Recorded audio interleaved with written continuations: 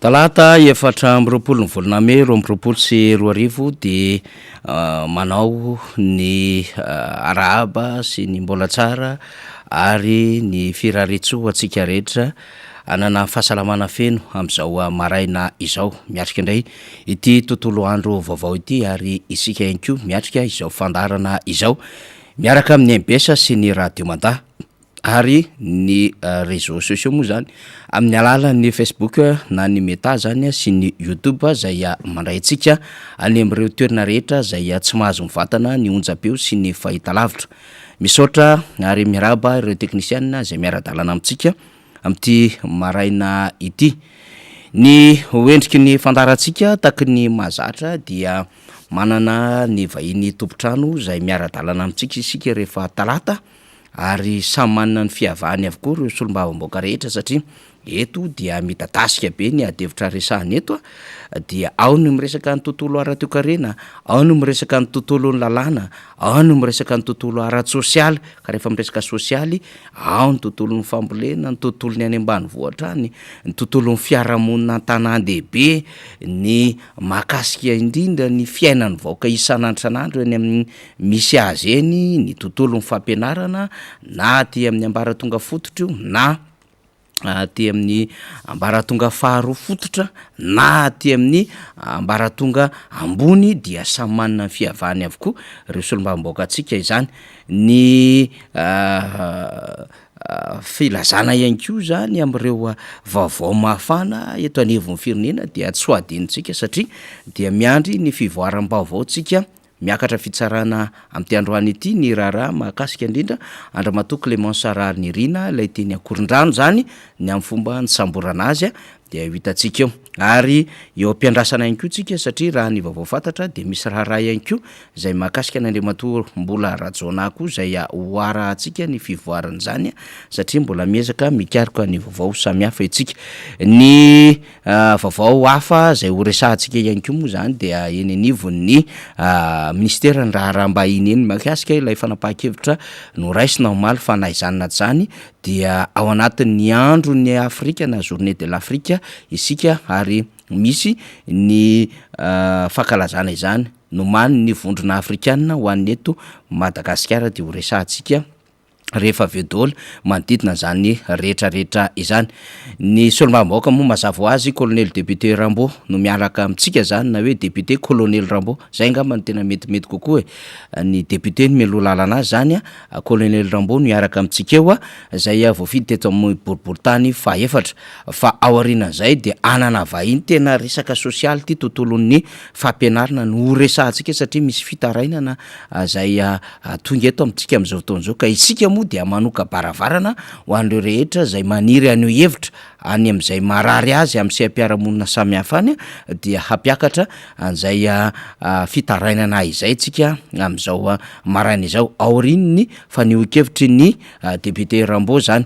Zay zany amin'ny akabeany fa maromaro moa ny zavatra efa ampiresahana rehefa miaraka amin'ny député Rambo tsika ary rehefa manomboka zatsika hoe rehefa eo député Rambo dia zao zany fandehan-javatra mandeha ny tsetsatsetsatra tsiaritra mandeha ny lafiny fanabeazana dia miroso makany amina adevitra amin'izay ary zay raha teo mihitsiny ny fomba hitondrana amin'ity fandarana ity mba tsy fandarana ikapokapoka sy tatasika fotsiny dia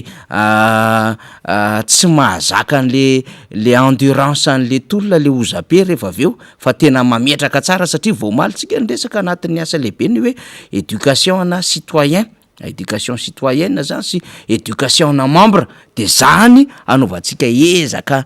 lehibe mihitsy ny amin'ny fizaram-baovao ary ny fampianarana sy ny endriky ny fitrandrana dia tonga amin'izay ary samy mahatsapitsika hoe rehefa député tojokony eto dia mame an'le TFM tsotra fo sady mazava ao anatin'ireo fampianarana zay tsara ho fantatra ihany koa zany dia fizarana fahalalana daholo zany rehetrarehetra zany dia rehefa eto koa député Rastany dia manana an'le fomba iresahana azy, rehefa eo député Fetra dia manana an'le fomba hipasen'ny mesaziny koa izy, rehefa eo député Mamra Benrina dia mametrapetraka ihany koa izy le pitsopitson-dalàna samihafa sy le endriky ny raharaha toekarena sy ny sisa manana ny fiavahany avokoa ireo solombavamboaka hatramin'ny député Alain sy député Zeris sy député Rabekijana zay miaraka amintsika atao anatin'ny fandarina ary tsy adino am'zany moa député feno zay anisan'ny mahay ny tontolo ny famoronana asa fa izy moa zany noho ny andraikiny zay mivezivezy dia misy fotoana ihany izy tafaradalana amitsika de misy fotoana izy tsy tafaradalana amitsika fa reny rehetrarehetra reny de mameny endriky ny fandarana zany ny amina hoe tena zara fahalalany ty fanabiazany ty ho an'ny be sy maro fa tsy hoe de nde hikapokapoka lava sy tata sika lava eto fa tsika mieritreritra ny tatana sy hitondra fanjakana dikan'izay mamolavola olo-pirenena vanina isika amin'ny alalany zavatra zay resahantsika eto zay ary ny amin'iny fa efa eto akaiketo mazava azo ho iadeo tamitsika député Rambo miaraba tompoko miaraba faniry dia miaraba anareo teknisianina rehetra ambadika ao mampita an'izao fandarana zao a eranisy zao tontolo zao na amin'ny alalan'ny tambasotro zany a na amin'ny alalan'ny hainao manjery miaraba anareo koa teknisianina ao amin'ny radio mata mampita an'izao fandarana zao koa dia miaraba ny vahoaka tsy vaky volo malagasy na any ampitan-dranomasina na eto atoerana zay miondana tanteraka nyty fandarana ty satria araky ny tenin'ny faniry tao de nitsika tsy atao hoe fanenjena be fahatany no atao hoe fa sady mandeha amin'ny fampianarana filazanany vaovao a ny tokony fiainana andavanandro tokony inona ny zavatra tokony atao my fiarahamonina sy sy fitenenana marina amin'ty fitondrana zay fitondrana mampijaly vahoaka tya fitondrana mitondra ny fahoriana ho an'ny vahoaka ary tena mampiditra ny vahoaka amin'ny fahantrana mangiriviry ty eto a de manao kokoa anareo amin'ny faritra ivakina karatra anareo mpitsokovy eo zany zay nandefatra afatra manokana mihitsiny a de hoe mba tenenao zay fa zay any nanasy aty atambary na manao ny voly avitra sy mijinja varatra de fa mitondra ny panneau solaire kely entina isargena n'lay radio reny mba enona ny miara-manonjy dia eto a zany de manao kokoa anareo amin'ny faritra ndrefana tsirabe rehetrarehetra iny manomboka miala eto talatana andraikeba mahazo ana ambodrano mahazo anapahatry mahazo amin'ny filahoana mahazo amin'ny arina rivo kely mahazo any atsinan'ny avoko atsimony avoko avaratry avoko mahazo nareo anjanapara mahazo anareo talatana andraikeba tritriva sy indretrehtra zay manaraka anty faranty amin'ny alalan'ny onjany radio MBS dia fantatra mihitsy ny fitiavanareo an'le satria raha ny afatra tonga ty de hoe miaraka amin'ny panneau solaire mihitsy zay a sy ny radio a de sady alefanay mafy mba hoe ny sady miasa izakay a no mien de zany mitory tokoa ny tena atao hoe fanatrehanareo ny fiainana andavanandro a satria any amin'ny tontolona ambanivohitra de mahita tsara ny zany zavatra zany a ary dia hita tokoa fa hoe ato am'ty fanarana miara-manonja tya no ahitana ny vahaolana amin'ny fiainana andavanandro a na eto amin'ny renivohitra zany a na any amin'ny faritra ambanivohitra ny etinreto androany ny famiry dia tena namahy mihitsy ny embouteillage a ny fitoanana zany a teny amin'ny fifamoivozana teny a nanomboka maly ka androany maly moa de fanahinana mihitsy ny tsy nivoaka satria vo miala ny trano ianao a di efa mitohana hatromba vady ny trano ny fitoanana de androany tsy maintsy nandeha nakaty moa de nandeha mihitsy la atao hoe le mitady lozy de nandeha mihitsy nitady embouteillage de vo mivoaka moa zany a de azony route circulaire iny a de fa mitohana mahazo ny assemblée nationale iny mandrapatonga tya mivoaka makany any am villany zany mahazo Mahamasina ny kanja Barea iny kanja Mahamasina iny a mivoaka makaty amin'ny akavanany ianao a dia efa mitohana mialo amin'ny amin'ny chocolaterie Robert marabatonga tia ville zany a tia amin'ny tunnel de efa natao nyfanontaniana de hoe inona no mahatonga an'izao de hoe vokatrilay fandaminana vaovao zany amin'ny resaka famovozana de zavatra ohatran'ireny zany a de tokony efa tena mba jerena de milo mihitsy ny ary ny andrana zany tsy atao indray mandeha fa tokony atao maromaro a ary amin'ny fotoana mihitsy ny hoe rehefa tsy enaninona dia aiza no ahoana ny zavatra mitranga satria tady io tsara fa ny andro rehetra eto Tananarivo ane dia misy tsena daholo alatsinainy zao any Ambohimanarina, talata amy Besarety, larobia any Andravoahangy, lakamisy amy Mahamasina, ny zoma moa de efa mazava azy fa Analakely eo de sabotsy Enisotra de mila jerena ataolo zany hoe raha toara mifanandramana ka amin'ny andro tsena reny de aiza mipetrahany olana amin'ny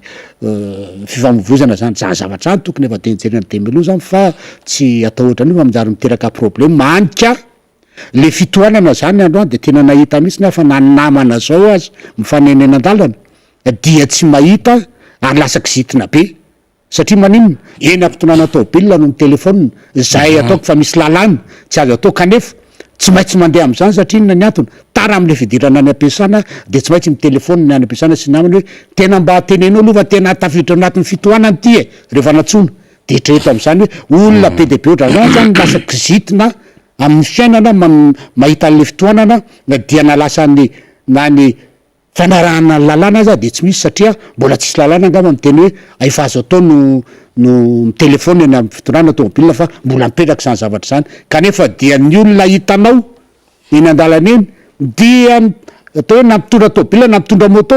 dia amy telefôna daholo zany hoe tena misy tsy fanarahan-dalàna goavana mihitsy zany mitranga am'ty zavatra tya ary tady tsara fa raha am'reny fotoany reny ianao no hoe manao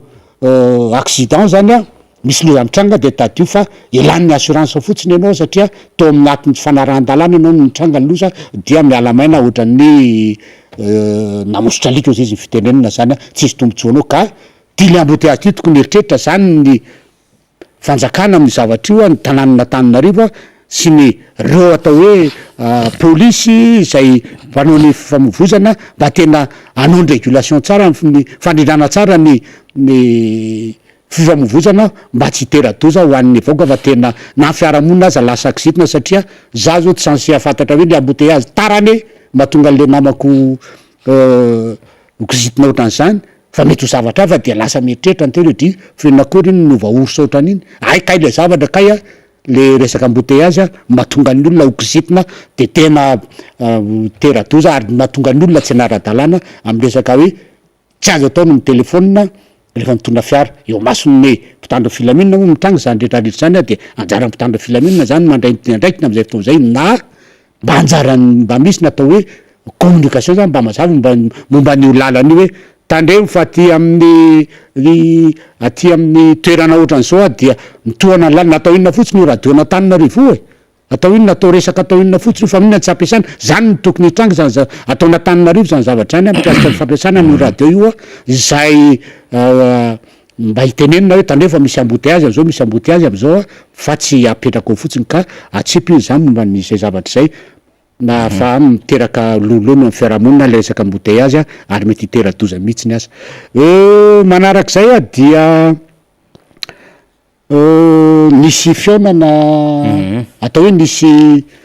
fionana niaraka tamina hoe tao am'jareo tao amin'ny ministera ny fitantanam-bola sy ny toe-karena zany faniry tamin'ny gamba tapa-bolana angamba zay de hoe ho atao digitalisena koa zany fandraisany ny fisotro ronono ny atao hoe ny vola fisotro ronono zany de ho za hoe ty azy efa manahirana ny mpianatra sy indretrarehetra zany de ho any zokiola de ho atao an'izay ko de miaraka amin'ny ministera ny poste zany io zavatra io de atao ohatrany de hoe carte visa reny de mba eritreretin'le ministera zay misahany an'io zavatra io ve fa misy olona ane mandray ny pension io mindraisiny eo ane ka misy telo hetsy de telo hetsy mbola angalana ny ofan'io karatra io telo hetsy mbola ny fitantanana kontsy ny rehetrarehetra de makaiza le telo hetsy kely raisinao de na fampiasana any koa raha de miale olona le efa veriversaina sy ny rehetrarehetra eny raha miresaka kody aza dia tsy ho tadidy de ho taraiky ao anaty gaby ao foana zany na ao anaty anao le karilona de ngamba isak'izay matsiaro de an'olo karatra foana ka tokony mba heritreritra zany le mitondra fanjakana fa tsy hoetin'le hoe zao mifampandrotsona de zao mifantrotsona de atao ne mpianatra université azy eto efa problème ne mpampianatra reto efa problème mikasika ny digitalisation io de mbola atsofoka koa ty araky ny fitenenina hoe mihoatratra tsy lavaka tsokora ilabe tsy voava ny problème mampianatra de fa atsofoka koa ty ny an'ny eritreretina atsofoka ny an'ny zokiolona ka tsy mety zany zavatra zany fa aleoha andeha am'izao satria anisa mba ifaneraserany samy zoky olona koa ny hoe milahatra eo amin'ny fakanany pension amin'ny trésor mba mifampita vaovao hoe fa rehefa mandeha amin'ny digitalisation io a de tsy mifampita vaovao na le samy hoe mba samy miara-miasa atao loha azy de mba hoe inona vaovao manao na fahasalamana fa raha anao azay de lasa mandeha indray ny amin'ny atao hoe fampiresana ara telefona nefa tsy ahanam-bola an'zany kanefa tadio tsara fa malagasy a de mandrina zany fihavanana sy fankatiavana sy falahina zany ka amin'ny fotoana io mba hifampiresahana mba mifampantanina amin'ny fahasalamana de ataony ampy digitalisation diso fakahitatsolo le olona ka zany zavatra zany tokony mba eritreretiny zany sy atao hoe zavatra kely zany a fa tena manan-danja lehibe mihitsiny a amindreo samy zoky olonao mba fakahitao za zao mety misy promoako tsy hitako mihitsiny de miteny a de mifankahita ahoana promo de mamirezarezako ahoana letsy zany zay efa tena mba satisfaction anazy zany hoe mba nahita promoako ahako fa rehefa andeha ho ary amin'ny asainao makaniny ary amin'ny gaby a de tsy ahitany intsony de mety zay zavatra zay de efa misy hoe manke anazy zany zavatra zany a tsy mety ampy loha satria na le fahitako ale promoako sy ny olona niarana tamitry tao a sy atao hoe mpiaramonina miaraka aminy mba pension de efa zava-dehibe zany ka eto zany de miteny amin'ny ministerany zay mikarakara ny resaka fisotrondrona eritreritra anao an'zany hoe digitalisation zany satria efatrandro be zao mihitsy nareo mijery an'io a de zany hoe efa sory lasy teo zany zavatra zany a fa apidina ankoatinareo ary tsy ety zany a ary monimonina ny zoky olona amin'io ataonareo momba an'io resaka digitalisation sy ny momba ny fitrondron'olo io zany zay ngamba nitsetsatsisa tsy haritra azo lazaina androany faniry fa de hiditra amin'ny atao hoe fiainany eny amin'ny arrondissement ngamba ny tenako tamin'ny herinandro iny a dia nidiny fotony teny amin'ny fokotany zay mandrindra ny boribory-tany fa efatra zany hoe tsy izy rehetra moa zany vita fa fokotany efatra zany no nandehanako a dia ny fokotany Mananjara dia fokotany Fiadanana de avy eo fokotany Andrefanambojanary misy anakiroa fa de tena miaino anatin'ny falotona ny olona ary hita mihitsy zany hoe tsy misy ny firaraina ataon'ny tompona ndraiky mpanjakana ny amin'ny fijerena ny mahaolona eny atao eny an-tanàna eny zany raha hiteniny eo amin'ny fokotany Mananjara zany a dia niantso ary zareo a anao ny fanadiovana fobe satria ny fahasalamana tokoa no atao hoe voalohan-karena rehefa nidina teny ny tena de mahita marina fa tena enjana be le resaka fahadiovana am'ireny faritra iva reny ta Mananjara moa de faritra iva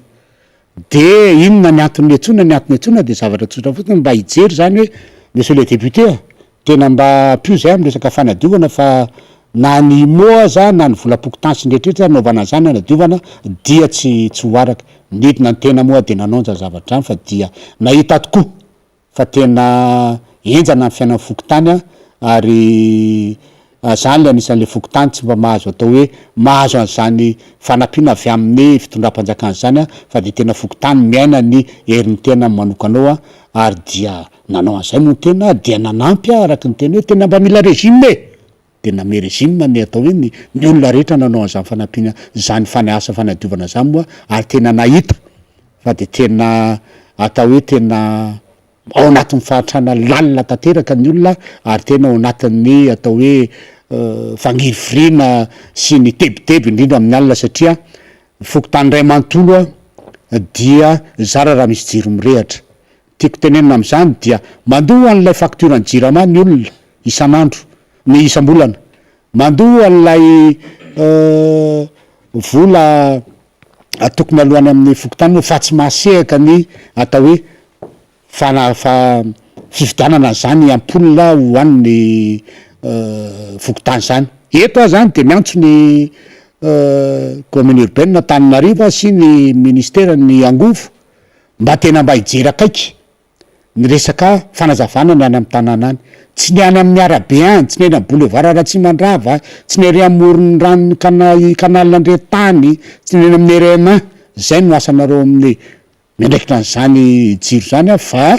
any amin'ny elakelatrano indrindra re tompoko tena zava-doza ny zavatra mitranga ary amin'ny efatra ariva am'reny maizimaizy indray de fa misy mipanentaka satria manino maizinako de ny amin'ny orinan'zany moa de tsy tenena tsony ary tadio tsara fa rinona ny andro a manomboka amy dimy sasany de fa maizina ka zay indrindra fanaovan'ireny olon-dratsy reny miasana de eto a zany miantso tena mba jerevo ny resaka fametrahana an'reny jiro na takamo reny a amin'ny poto rehetra any amin'ny fokotany any a fa tena mijaly le vahoaka raha vao maizina ny andro mody mpianatra mody mpiasa de fa tebotebo manao tonga otrano satria tsy miala ny trano miala ny bus akory a tonga de tonga otrano fa mbola mandeha tongotra mandeha lakelatrano ary am'izany indrindra no isiny ny mpanao ratsy na mpanendaka na ny mpamon'olona na ny mpanolana na mifokarongosi indretrarehetra de io moa rehefa mahazomahazo rongony eo a de lasa mahazo sasa de lasa manao jifanao ka eto a zany de miantso anareo tompona raikitra am'izany zavatra any tena mba jereo manarak'izay eo am'fokotany ny 3G 3e eo amy galana eo a mpitan gendarme zany fa de tena ao anatiny tena atao hoe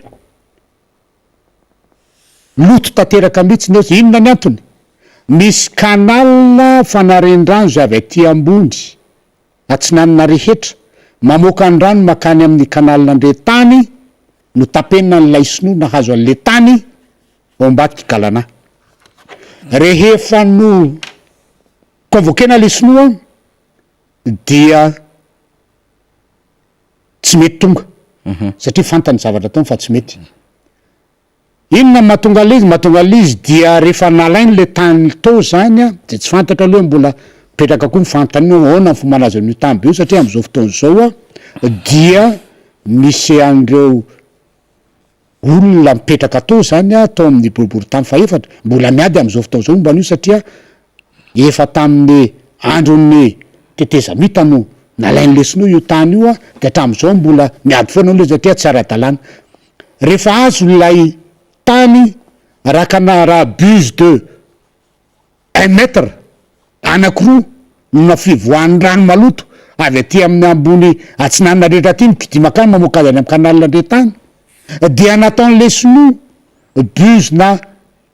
50 anakiray mamoaka an'le rano maloto zany rano maloto zany a de tsy hoe ranorana fotsiny fa ny rano ndretra avy amy rano fanasan-dambe rano momban'ny vilie any ary mo misy tonga de fa atao hoe midiky rano tay mihitsy ny tonga de fa mandeha makany de tena zany miaina an'le olona ao mitohana le rano tamin'ny periodin'ny cyclone tao zao a dia hita mihitsy ny faritra fiangonan'le rano fa any ambaravaran'ny olona lay rano mandeha ary de miandry an'indy mandeha moramora eo a zay vao mba miala le rano ketra eto am'zany ahoana fahasalaman'le olona mifanady eo ambany tanàna aza le olona mantry tsy ataon'zany kosa fa manana ny asiny a mitovy amy mpanan-kareny reo a mitovy am'lay sinoa zay manana ny tany eo amin'ny mbadiky galana ao izy a ao ambadiky ny jovena ao izy a dia mba tokony mba hipetraky zany asina sy zoan'zany olona zany a fa tsy hoe azonao ny tany zay mbola point d'interrogation hoe tena izy ve sa tsy tena izy a momba ny fahazonan'io tany io a fa tokony mba hojerena kosany a ny fandehanany zany rano zany fa tsy manao belo fotsiny hoe mpanan-kareny zay a dia zay ataona eto mety a fa le vahoaka ao ambadika ao a zay te misy vahoaka any amin'ny 100 mahery any petraka ambadik'io station jovena io a tena maino anatin'ny miloto zany ka eto de mijery anareo mpitantanany tanàna indrindraindrindra ny boribory tany fa efatra tena mba hijery akaika n'zany zavatra zany fa na nareo ny tompon'ny fitanàna ny tanàna ary matoetinety zany zavatra any de masina iny nahita ary de nampitain'ny olona satria manao be marenina mpitondra tsy mijery an'zany zavatra zany manao be marenina le sinoa tsy mijery an'zany zavatra zany ka mba tsy andehanany hoe hitrotra ny olona satria rehefa tena tezitra ny olona vitan'ny olona ny mandravany tambohan'ny sinoa io zay vao gaga indray ny mpitantanany tanàna hoe fa ino zany zavatra mitrangy zany vitan'ny olona nanao an'zany zavatra zany a rehefa tena tezitra ny olona rehefa tsy ho zakantsony ka aleo misoroka to zay mitsabo a ny amy zavatra ary ny mba jerena fiarahamonina mba tena andeha mba izy a tokony mba ho jerena am'y zavatra efa tsy anao be marenina fotsiny ka ianareo mpitantanantanàna zany de angaviana mihitsy nareo ijery an'zany zavatra zany a nareo miboribory tany faefatra indrindrindra ianareo amy service technique mba hitena ijery an'zany a fa tsy variana fotsiny aho amin'ny tanànan'Antananarivo manenjika an'ty atao hoe construction illicite zany ty de tsy hitakory mivokany am'izao fotoana zao a fa tena mba hijery akaiky any tena hoe fiainan'ny ny ena amin'ny faritra iva eny zany a fa tena mampitariana ny olona solom-bava-bahoaka ny tena dia tsy maintsy hoentiny zany zavatra zany a mba hoeninareo mpitondra satria efa mandeha makany amin'ny mpitantanantanàna ny olona nefa dia tsisy maheno a tsisy miteny momba an'izany zavatra zany a dia hoetineto gama rehefa hoetineto izy a mifanta-bahoaka fantatry ny tanàn'Antananarivo zay mety izy ka mitovy am'zany zavatra zany a de mba mety hetsika ny eo amin'ny miboribory tamy faefatra mijery an'zany zavatra zany hoe inona marina ny zavatra mitranga tsy eo ihany a fa rehefa mandeha any amy faritra iva rehetrarehetra zay teneniko a fa ny boribory tamy faefatra dia 75% boribory tamy faefatra de faritra iva dia vitanareo inona marina ny tena ny zavatra mitranga any a fa tena enjanadinjana ary zay mahatonga ny solom-bava-bahoaka am'izao fotoana zao a rehefa manao reny fotodrafitrasa amin'ny alalan'ny hoe miaraka amin'ny fond de développement local reny a dia mijery fanalana ny olana amin'izay ny fanamaivanany olona andavanandro mivoaka zay a amin'ny resaky fanaovana fotodrafitrasa madinika izay tsy tampenan'ny fanjakana maso a ary ny tena mampaleona amin'izy de zao na amin'ny anitra ao de lasa mijery hoe Hanaovana tanamasoandro mbola misy olona tonga eto de hoe iza no mpifidy betsaka am'ty iza mpifidy betsaka am'ty de zava-misy any de hoe zay mpifidy betsaka ka mpanao fitondrana de amboarina le fotodrafitrasa kely ohatra ny lala-kely fa zay mpifidy betsaka ka tsy de manao fitondrana de avely iako a ianjanjo zay zany efa fitoetsaina mampalely koa zany a au niveau an'ny fitantanana ny tanàna satria zany no entina hitantanana ny tanàna io olona mipetraka ao io any hoe malagasy daholo io fa aza ampidinina resaka an'zany a ny vahoaka fa ataovy resaka tena hoe tovy tantanana an'le olona de zay no entina hitantanana ny tanàna eny ary mazava zay no tsetsatsetsatsyaritra izay no fanabiazan'olom-pirenena izay ihany ko ny zava-misy miampita eny anevon'ny fiarahamonina nampitainy député Rambo tao anatin'izay minitra fanombohana zay fa ifantoka ny zava-misy eto amin'ny firenena am'izay tsika député Rambo raha ny fantatra eto am'izao fotoana zao ny délégation ny FMI nandalo teto ny délégation ny volony européenne anisan'ny efa nametrapetraka amin'ny paikadiny ny avy eo anevon'ny banque iraisam-pirenena eto ihany ko am'izao fotoana zao ny délégation avy any parlementa européenne de mitsidika ny Tsimonnosy iny a ny fanjakana de milaza fa anao fionam-be-pirenena fa ny azy ndray hafa kely momba ny fahavitatena ratsakafo isika moa zany de hoe fionam-be-pirenena andinihana ny raharam-pirenena indrindrandrindra ny tontolo mpifidianana satria mila fifidianana amrindra zany mba ahazona fitoniana zany sy ahazona ihany ko zany mametraka am'izay hoe fifandimbiasa pahefana ara-pomba demokratika zay io moa zany nandritry ny 5 taona de tsy ny raiky ary tsy rototra tam'izay ny fitondram-panjakana fa nanao ambina amin'ny zavatra ary nandeha tamin'ny lalany amin'ny fanafaranetana nandeha tamin'ny lalany amin'ny fanomezana tombony an'ireo akamakama samihafa sy ireo piraidonakafo ao anatin'ny fitondrana sy ireo zay mitovitovy zotra politika aminy sy manoana azy am'izay hoe fitantanana ny tontolo arabola ary zany de tsapa sy hita nanomboka tany amin'ny resaka gestion covid-19 tam'ireo vola maro be zay nanaovana an'ireo programme sy projet zay mifanaraka amin'ny fanjakana fanolaniana tany amina fotodrafitrasa ny sasany ascenseur sasany parc botanika sasany mandeha teny anivona terrain manara-penitra sasany nandeha teny anivona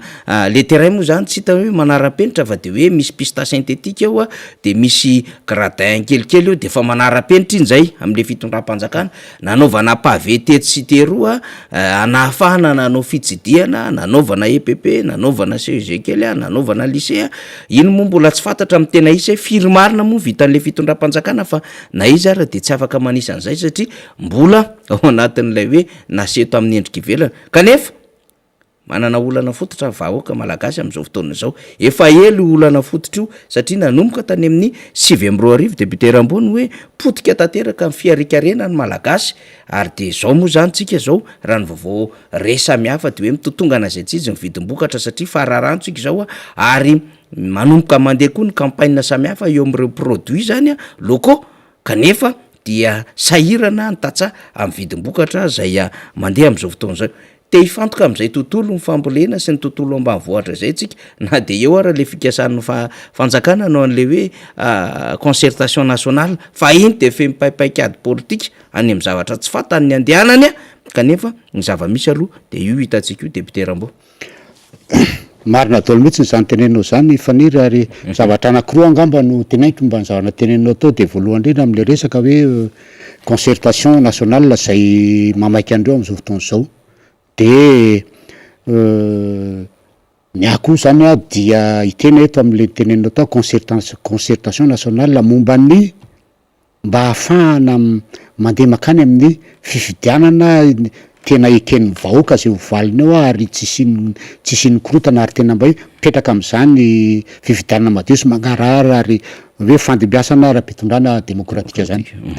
Ny za koa dia tsotrany a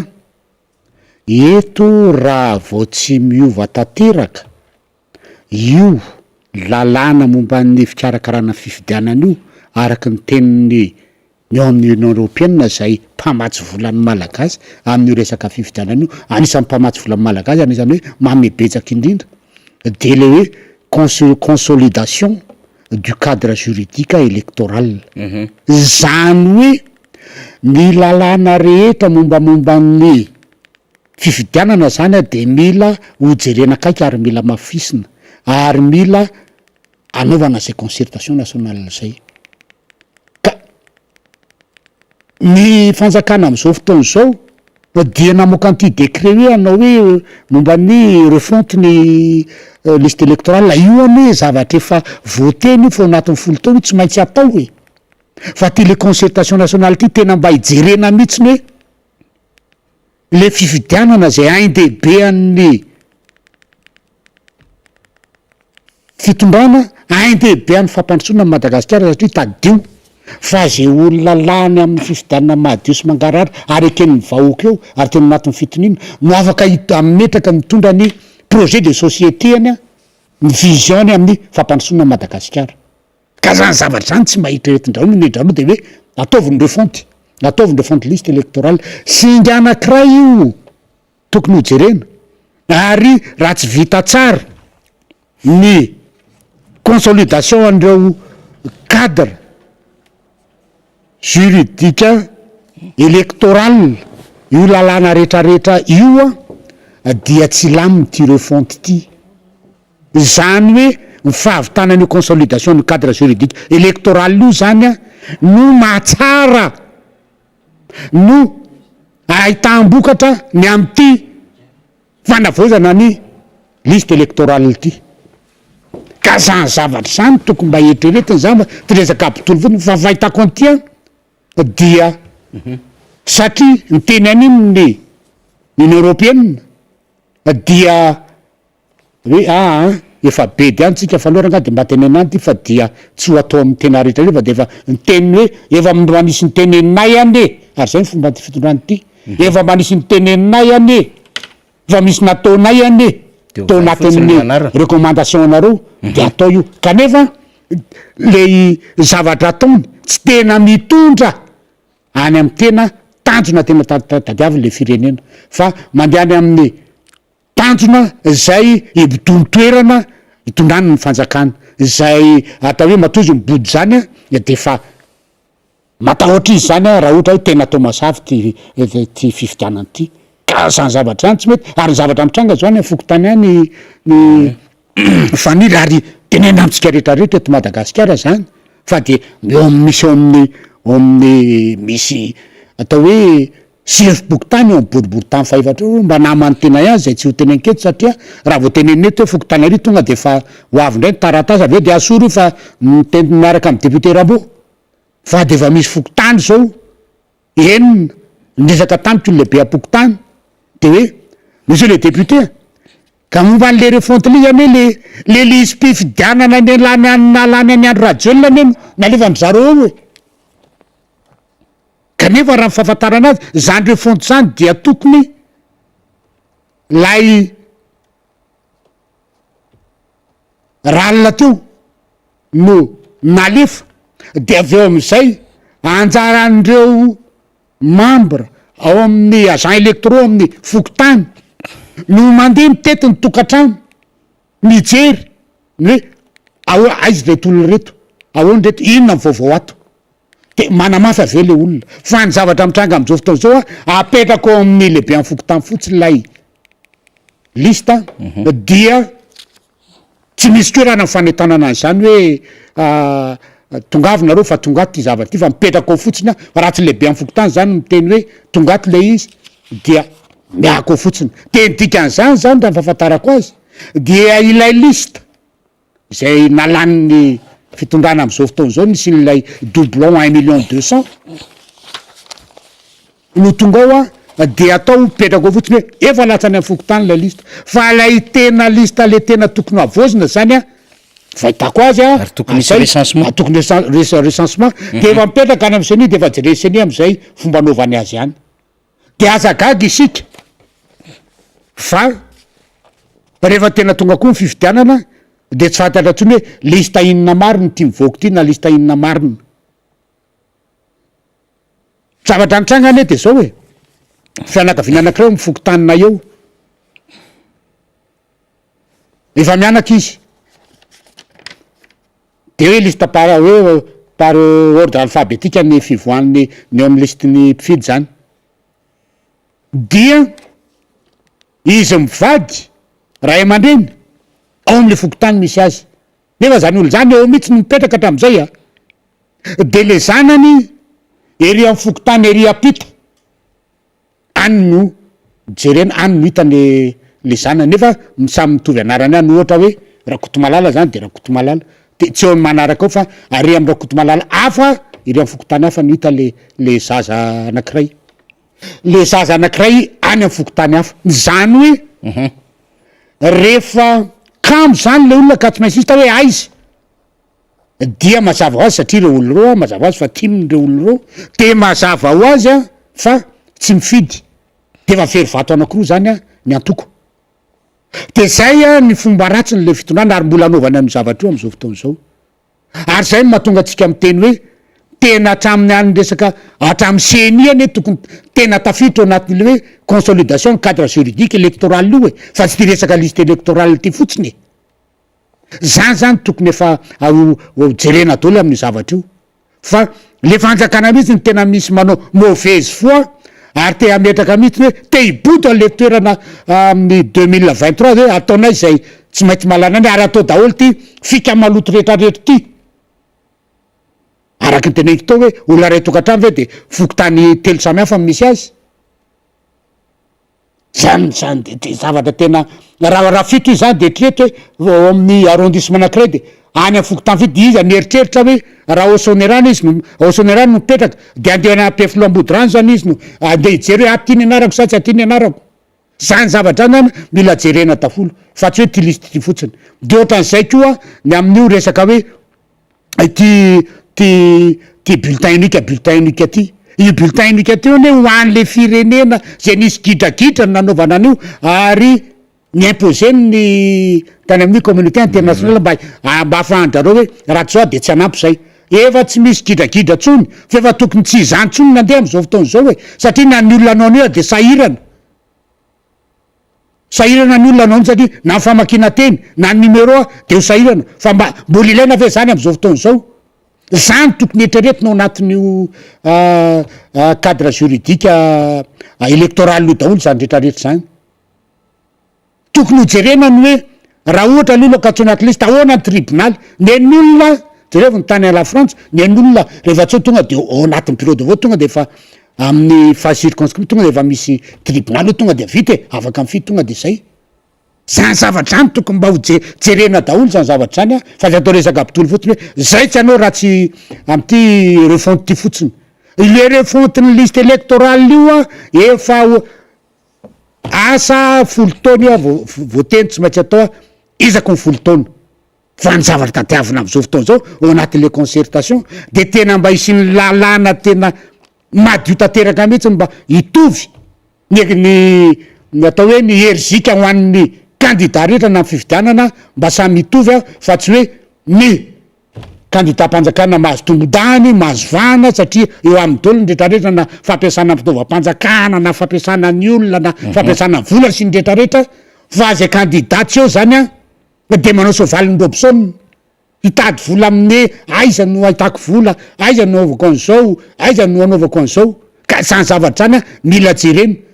ka raha tena azava tsara zany ny tena tiana adio ny valim-pifidianana tiana okenydrehetra ny valim-pifidianana dia tsy maintsy atao a ny concertation nationale mba tena hoe ahoana ny fizotra ty fifidianana ty mba tena any amin'ny résultat marina sy ekeny rehetrarehetra ary tsy hiteraka korotaneto a ny zavatra mitranga ka io a de fa te apetraka ampitondra io azahako zany de fa miteny hoe raha io zavatra io tsy zany ny zavatra mitranga eto fa resaka botolo fotsiny a de hoy za hoe tompona raikitra am'zany ny fanjakana raha misy zavatra tsy milamina eto misy zavatra satria ny olona mahita an'izao raha mitranga zao de fa tena atao hoe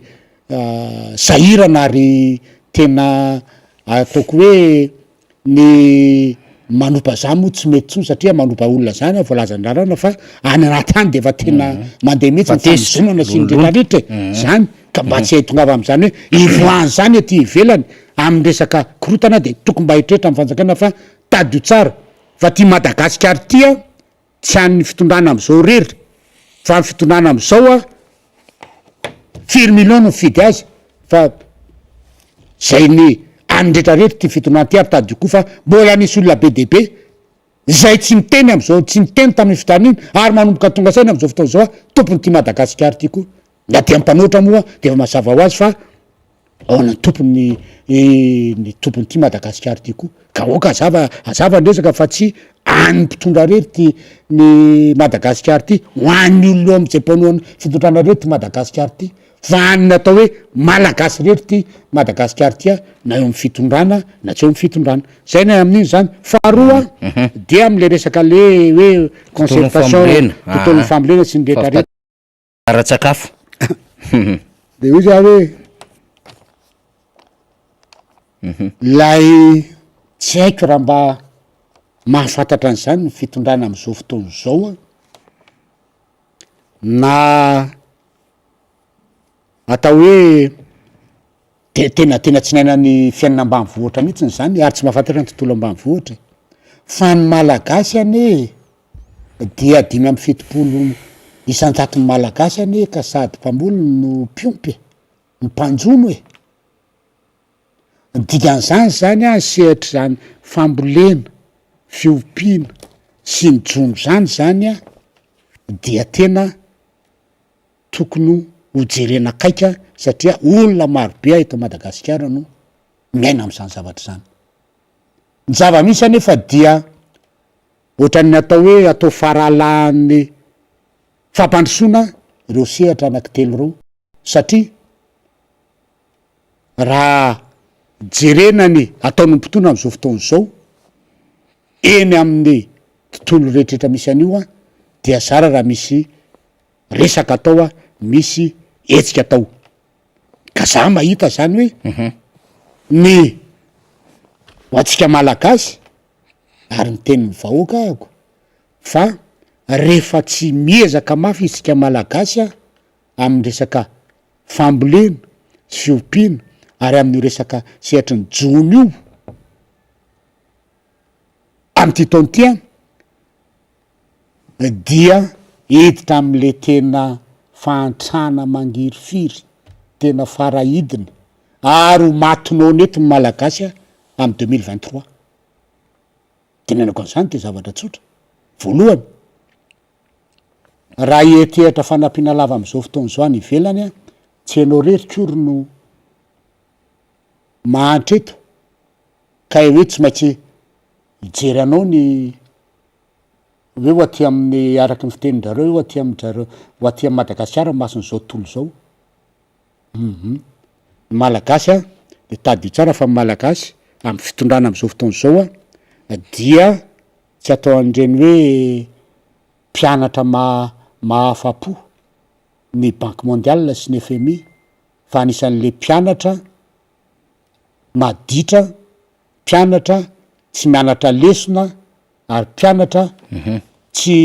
efa tsy bon élève tsony de efa tsy bon élève tsony ny antony reny zay direvy reny fitantanana an'ireny covid-19 zay averiny takin'ny banque mondiale am'izao fotoana zao zay mbola tsy vita malagasy mandeha sy lahatra ny banque mondiale zay tady io tsara fa nasain'ny banque mondiale namerom-bola ny jirama aiza volany oatra zao fa tsy mandeha am'izay izy mamenatra ane zany ary jerevy tsara fa ny fantranindra malagasy am'izao fotoana zao a raha ny resaka mandeha sy ny resaka hita eran'ny amin'ny eran'izao tontolo zao amin'ny ainao manjery dia firenena fa dimy manitra indrindra eran'ny tamy Madagasikara iza mba orinatsika Burundi ny farany nisy ady atrano zany Mozambika misy ady atrano zany Somalia misy ady atrano zany tsy tadetika izay na Soudan Ouganda Soudan misy ady atrano zany de i Madagasikara izay tsy nisy ady atrano no eo ambony reo firenena efatra misy ady atrano reo zany a nahatonga fahantrana am'eo papana mahatonga avoakana mijaly eo anatin'ny tena atao hoe farahidiny dia ny ady atrano fa tsika iny ady atrano teto tsy nisy teto fa ny tsy fahaizana mitatana ny raharam-panjakana tsy fahaizana mitatana n'ilay firenena tsy fahananana vision amin'ny tetika fampandrosoana le firenena ary ny tsy fahaizana mametraka ny lara-pahamehana amin'ny fitantanana ny raha-panjakana no mahatonga malagasy tahaka zao tsika malagasy de tenenina foana firenena manan-karena fa mantra le olona amboniny inona ny antony satria la iarena atao hoe ressource naturelle zay ananan'ny malagasy eo ambanin'ny tany ao na ao anaty ranomasinao dia tsy voatsinjara araky ny tokony ho izy fa sokajin'olona manodidina ny mpitondra sokajin'olona eo amin'ny fitondrana no miokany zany zavatra zany ary zay no mahatonga ny farahidiny fahatrany malagasy am'izao fotoana zao ary zany zavatra zany no tokony aperitreritra amy malagasy hoe ahoana marina moa ty izay ty e ahoany reny volamena be de be an'ireny ahoana ny toyany fa resahana fotsiny le malagasy mena an'le hoe ty misy 7 alina kely ohatra zao ty misy 3 alina kely ohatra zao iny de mitrombona le malagasy ary lay mafetsale fitondrana de zao le olona le tena cible le andrareo le tena ao anatin'ny mahampangina ny vavandreny olo reny a no tapenana le vavany dia tsy mahafantatra ny tena hoe ay ve ty Madagasikara ty tena manan-karena ohatrany ty e am'izao fotoana zao a am'resaka hoe fizarana ara-draniny izany ressource naturelle zany de maninona no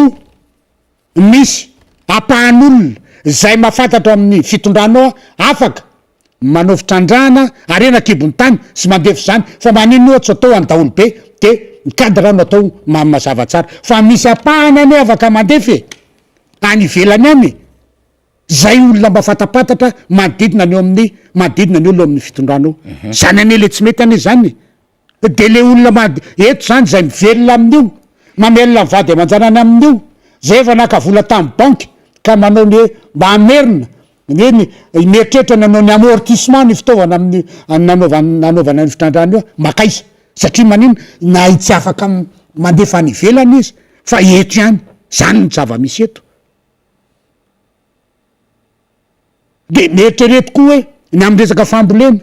izay tady io tsara fa hoe tsika malagasy de ina mifatiny eto a amy 2023 raha ohatra ka tsy mandeha tsara ny fambolena sy nyretraretra maninona efa fantatry zao fa ambatondra zaka afaka mamokatra vary indroa isa-taona eny amy faritra Bealanana iny afaka manao an'izany ary zay ny antony ametrahana ny kompaniany tamin'ny andron'ny président sy Ravalomanana sy ny an'ny ny teo aloha dia tena kompania be alana an'zany no anisan'ny mamatsy vary a ny tafika malagasy tam'zany satria toananara mpitaovana toaranana masomboly le kompania de afaka mamokatra tsara tateorina dia mena an'zany atao hoe semence mety tsara am'zany faritra zany a fa tsy le semence traditionnel ntsony fa semence efa amélioré zay mivokarina atao amin'ny fo fifasiny rehetrarehetra de afaka nanao nametsaka an'zany hoe raha ohatra ka roa taonina sasany isaky ny hectara mivokatra afaka mamera 4 taonina no ilay semence toanana araky ny zezitra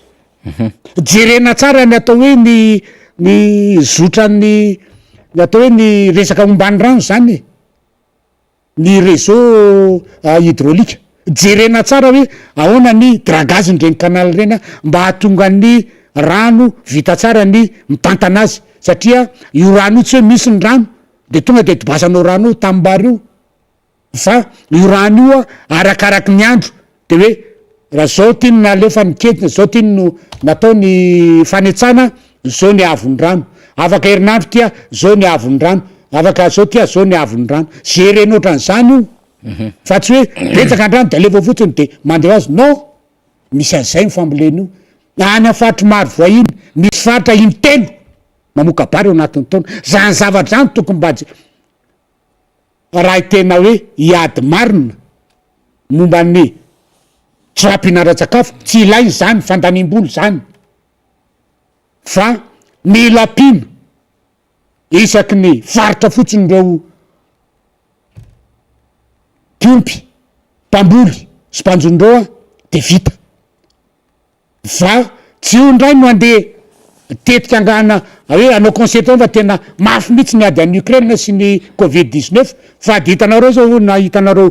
PT fa zao fa dia manao ty concertation zay fa de fa mijery akaiky mihitsy zay mba tsy anafarana zavatra be de be tao amin'ny fitondrana vao tonga tao amin'ny fitondrana tamin'ny 2019 de tonga efa natao zany a raha tena jerena ny tontolo ambanivohitra sy ny tolotolo ny fambolena sy ny fiompiana ary ny jony fa tsy zao efa ho gravy ny afera de zay va hoe mahita an'zany a fahitako an'zany dia resaka kajikajy ndray hoe manao zaka mba hampinareo fa tena mifonsany am'le resaka amin'ny favitatenara-tsakafo zay a fa tena mba hampinareo hitanareo ty efa misy zavatra tolotra ty a résolution de fa mijery aminareo mpamatsy voly resam-pirenena zany zay ianareo FMI ianareo any Europa sy ndretrarehetra ny BI sy ndretrarehetra hoe tena efa mba manao zay fa tena mba hampiomba ty fahavitatena ara-tsakafo ty tsy ilainy zany fa ny zavatra ilaina am'izao fotoana misy kajikajy politika sady ambadiky zay kajikajy politika ny ambadiky zay a sady kajikajy a ahitana vola ndray a hoe aiza ndray misy vola orangotona anaovana zao satria be de be ny promesy omena am'izao fotoana zao a fa tsisy tanteraka raha tsy teny fotsiny a hoe faly fa naza le 83 millions de dollars tamy BU anaovana ny ambovombe sy RN13 fa ny RN13 zany tsy mijanona ambovombe ny RN13 zany miala any Fort Dauphin de mandalo any ambovombe de mandalo am Betroka de tonga tia Tapinosa tia Kialamaity ao eo amy 500 kilometatra latsaka eo de falifaly ambovombe hoe Fort Dauphin de vita de lasa fa lay tena marary mialo ambovombe mbaka tia Kialamaity inona nanaovana azy inona ne RN13 zany iny inona nanaovana an'iny de safa efa eritreretina ndray manao anty zay de izy vola de aveo ndray misy amboamboarina any ambadika any ndray ka eto zany de miteny fa zany concertation mba ny fambolena zany a tsy lahara-pahamehana zany fa ny lahara-pahamehana dia ny atao hoe décentralisation amin'ny fijerena ny fanampiana ny tatsaha isaky ny faritra na amy lafiny teknika zany fambolem-bary sy fambolena zay rehetrrehetra atao amin'ny lafiny fiompiana de amy lafiny jono de amy lafiny famezana an'ireny ambioka sy ny rehetrarehetra eny fanarahana an'lay atao hoe calendrier hoan'ny fambolena sy ny rehetrarehetra na tafiditra anatin'zany resaka famonoana ny valala ampianarina vahoaka daholo zany ampidirina am'zany hoe amin'enina tokony avadika amy tany amin'enina tokony ataony dragage iny zany rehetrarehetra amy fa tsy misy an'zany eto ny filomaro karavalo manana ihany na vita nanao an'zany la preuve na vita namokatra vary 12 tonnes à l'hectare zay mbola tsy nisy teto amty Madagasikara ty zany raha sy tamin'ny androny any ary natao vitrine zany tao iavoloha de aveo naparitaka tany amin'ny faritra moyen ouest iny zany zavatra zany tokony hojerena raha tena hitra amin'ny hoe fahavitantena raha zakafo ary tady tsara fa malagasy de mpinambary de zany tokony hojerena zany ary mifaritra rehetrarehetra eto Madagasikara de misy mpamboly vary daholo fa ny fanomezana ny teknika nona fambolem-bary fanapiny indrindraindrina ny tatsa amy lafiny zezika amy lafiny ambioka amy lafiny fiasana sy ndretrarehetra ilaina de tena manarak'izay ary tena tsy ambany zavatra ny fijerena ny fandripahalemana am'reny faritra famboleny reny tsy mivary ihany fa hatrany amy lavanilina sy ndretrarehetra any mila jereny zany zavatra zany satria tady io tsara fa ny fambiaza amin'ny fambolena ary tena abetraka tsara ny fambolena dia ny fisin'ny fandripahalemana eny fotony afaka afahany vahoaka mamokatra araky ny tokony ho izy zany ka zany zavatra zany no tiana tenenety ty hoe resaka concertation mba famboleny tya de resaka kajikajy politika resaka tiavana volany ambadika any io fa ny amin'io masy de zao rehefa raha mahazo volany izy de mitena hoe tsy maintsy ho ratifienao amin'ny assemblée de tsy maintsy ho lany satria zareo mibe anisa fa eo am'lay atao hoe fijerena ny fampiasana zakaiky am'izay eo rehefa miditsika eo ny tena afeniny zareo mafy de mafy mihitsy satria hitrango ao daholo ny zavatra tsy mety natao dia problème zay zavatra ka zay zany mitrasika an'izay hoe tsy misy lana zany atao hoe concertation nationale diversion fotsiny ary zany fa dia rehefa anao an'izay dia zarao jereo tsara ny isaky ny faritra misy azy le zany fanampiana ny vahoaka zany dia asireo atao hoe organisation maromaro zay mikasika ny fambolena miantatsasy ny rehetrarehetra zany de mandeha io fa tsy lana fandanim-bolambe ndray hoe concertation zao de atsony ty de atao zao tsy ilay zany tsy ilay zany fa tonga de fandehanana eny fotony mijery ny vahoaka fanampiana azy mala eny zay ny zavatra tokony atao zany ary ny zavatra mampalelony am'izao fotoana zao de tsy raharaina mihitsy ny lay mpamokatra mpamboly malagasy tady io tsara fotsiny zao fa tamin'ny herinandro ambony zao 300 kilao akory tao Ambatondrazaka de androany izy zao te fa nidina ty amin'ny 700 latsaka angamba izy zay dimapolo sy valonjato maly zay de treto am'zany de ohatran'zany mena isan'andro na fianatitra zany hoe tsy raha rahin'le olona mihitsy zany tokony mba zao mividiny tsy raha in'le mpitondra mihitsiny zany hoe tokony zao mividiny dia mba tazomina amin'io de ohatran'izao koa ny la vanille tenena hoe 75 000 ariary ny kilao an'ny vanille maitso fa zao am'izao fotoana zay fa misy mametsifety sady any ambadika any efa mampidina ny zavatra io zany hoe zany zavatra zany tokony arahan'ny fanjakana akaiky arahan'ny mpitondra akaiky zany hoe manino ny zavatra tya miaka-midina ohatran'io fa tsy mijanona amy tokony vidiny araky ny fanarahana fa zao rehefa tsy voatositra ny resaka fambolena sy fiompiana am'ty taony tya dia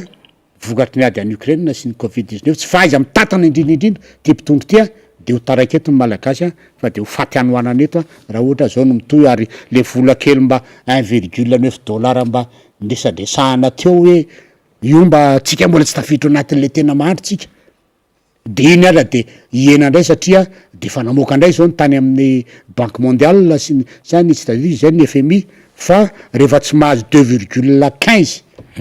dollara isan'andro ny olona de tena fa ty am'le fahantrana mangitsokitsoka zany ny misy an'ny klasy enan'le firenena anakiray ka raha atao zany kajikajy zany hoe mahazo amy 7,5 isan'andro ao zany ny olona anakiray mahazo an'zany ve raha le malagasy am'izao fotoana aloha de tsy azo an'zany refa afatarako azy satria raha mahazo an'zany ny malagasy am'izao fotoana zao tsy ahita andreo mpivarotra be de be mitombo isan'andro amin'ny arabe reo anao satria tadio fa reny mpivarotra be de be mamorona manembotra ny arabe raha eto Madagasikara reny a de indisiny fahantrana lalina mianjady eto amin'ny firenena zay angamba ny faniry no azo tenenina momba ny resaka nytenenina atao la resaka hoe fifidianana sy resaka hoe fahantrana atao fa tena zava-doza mahazo atsika ary mila mieritreritra ny malagasy amin'ny ny hoavin'ny firenena tya ny am'ty Madagasikara ty zany a fa tsy tokony ohatran'izao no malagasy tsy niteray manara-penitra akory no ahitana asa tsy ny collige akory no ahitana asa ny tsy mibarea akory no ahitana asa mibarea zao mana problema tsisy mety igéréaneo ny olona teray manara-penitra iza ny olona iasa amin'ny teray manara-penitra inona ny asa azo menany olona ohatran'io nefa ohatrinona vola lany tamin'io tsy zany fa nila direna zao de hoe ahoana ny amana ny olona mifahatrany amin'ny resaka famezana asan'ny olona ny amin'ny mahekaran'ny pouvoir dasahan'ny olona ka ahafahany miady am'ty fidangany ny fiainany ty ahoana ny mekara pouvoir dasahan'ny olona mba ahafahan'ny olona mitsabo tena resaka fahasalamana mba ahafahan'ny olona mihinana ohatran'ny olona isan'andro maraina atoandro ariva mba ahafahan'ny olona mandefa ny zanany any ampianarana any amin'ny fianarana mba tokony sahaza azy ahafahan'ny olona mandony jiro mba ahafahan'ny olona mba mitafy ara-dalàna zany zavatra zany ny tokony mipetraka ifantoko amin'ny saile mpitondra fanjakana fa tsy ary amin'ny teray manara-penitra ary no atao watahatary de zao hoe de tamy teto de tonga teto de fa teny taminareo fa anao an'izao de heritaona de io fa miverina fa de nanao an'izao de zay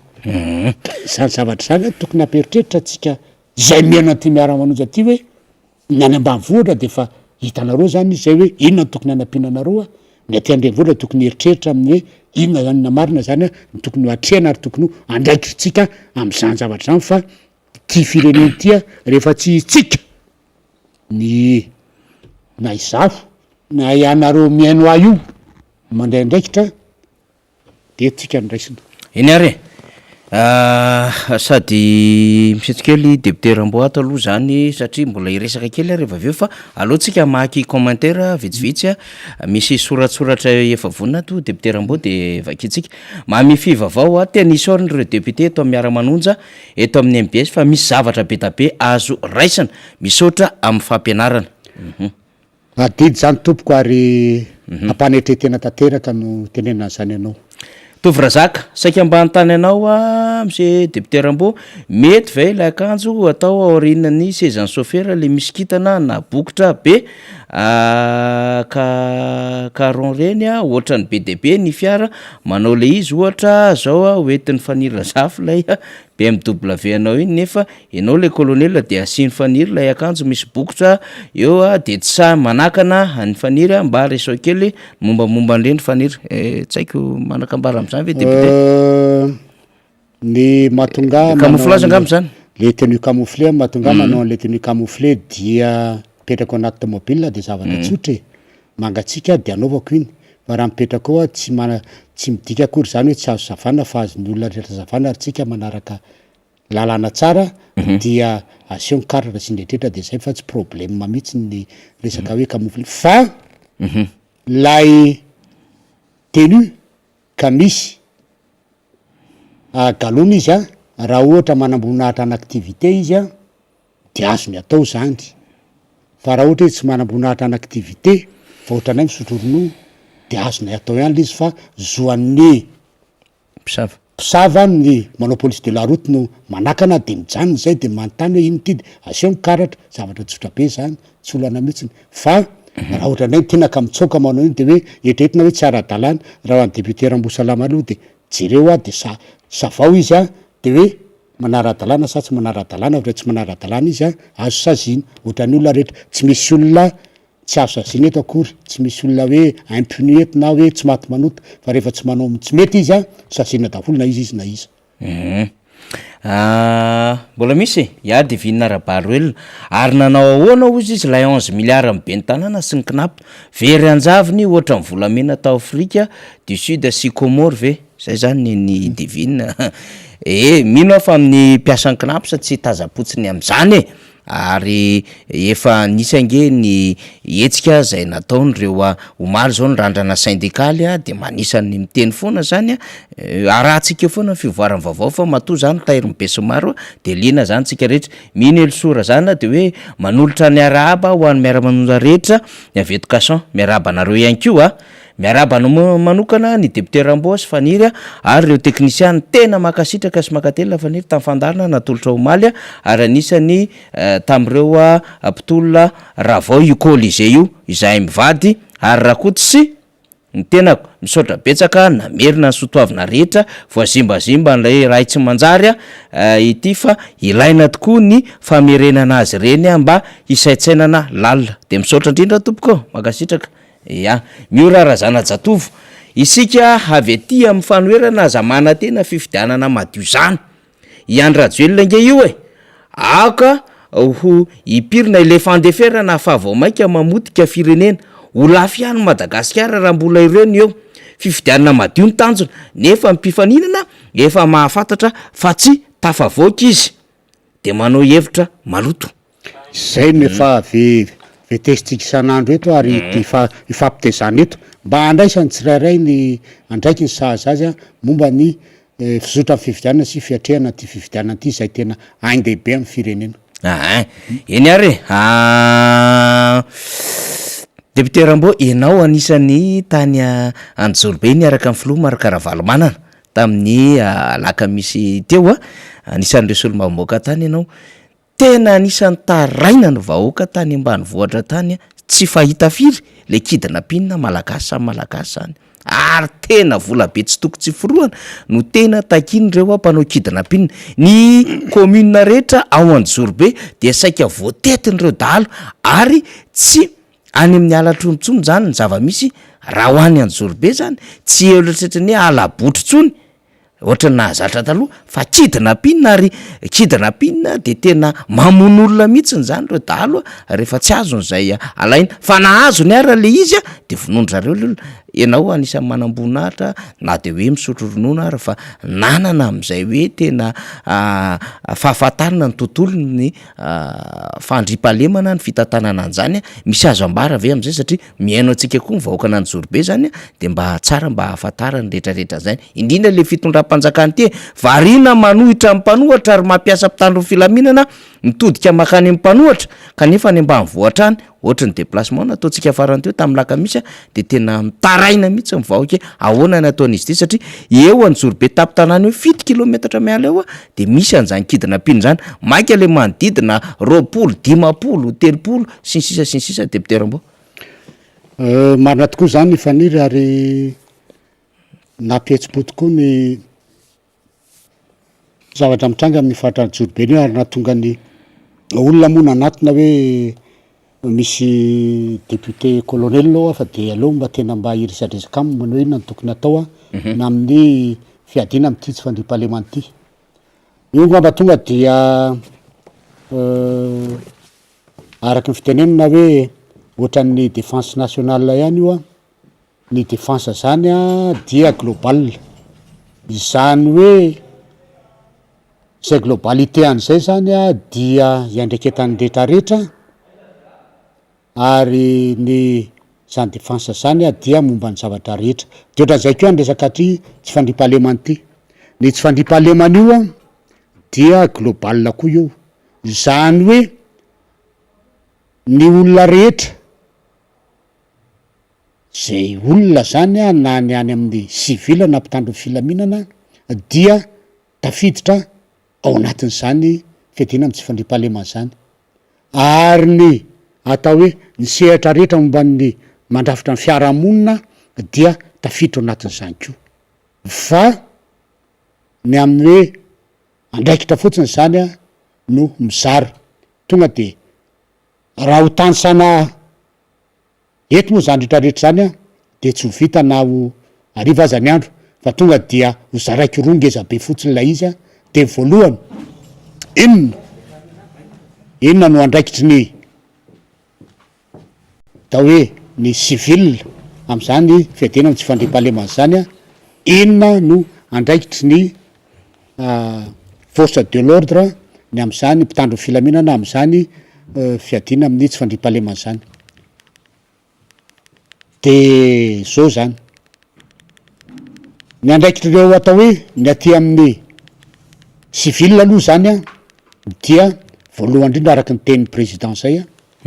ary ny tenen'ny président Ravalomanina ary marina mihitsy a voalohany indrindra aloha dia ny resaka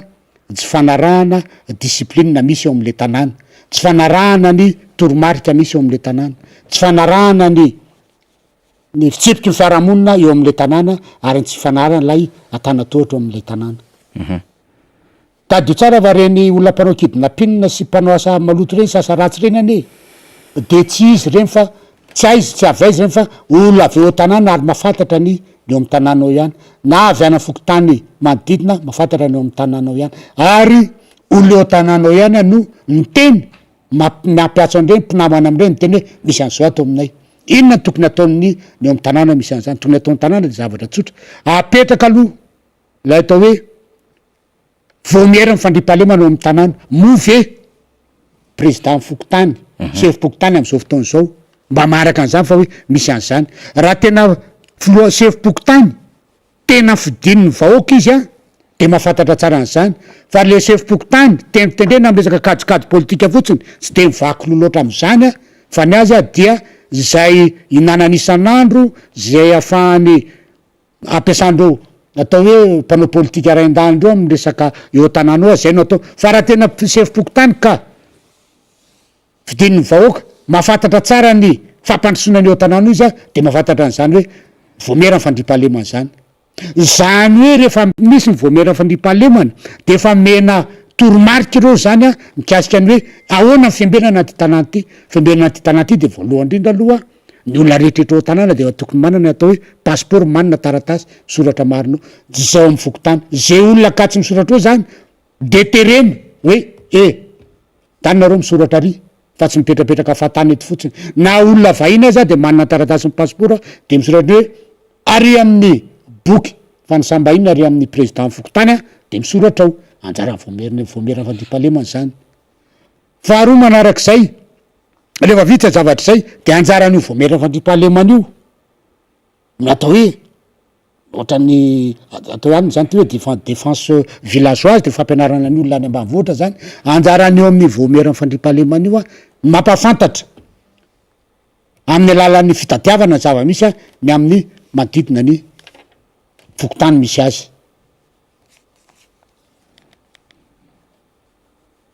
amin'ny ohatra fotsiny hoe eny a-tsaha zao raha mandeha eny a-tsaha izy de fa mijery hoe dry maly ty variny ty olo ty a mbola tsy voajinja maly ty variny ty olo ty a voajinja teto azao to tsisy vary tsony nefa le vary tsy tonga eny a-tsaha na hoe ty olo ty tompony ty vary masaky ty a irano na rakoto tompony ty vary ty raperety nefa izy ara tsy niatitsy olona akory nijina fa maninona misy an'izao tsy any zavatra zany ohatrany hoe indice zany ahafana hoe misy zavatra tsy milaminao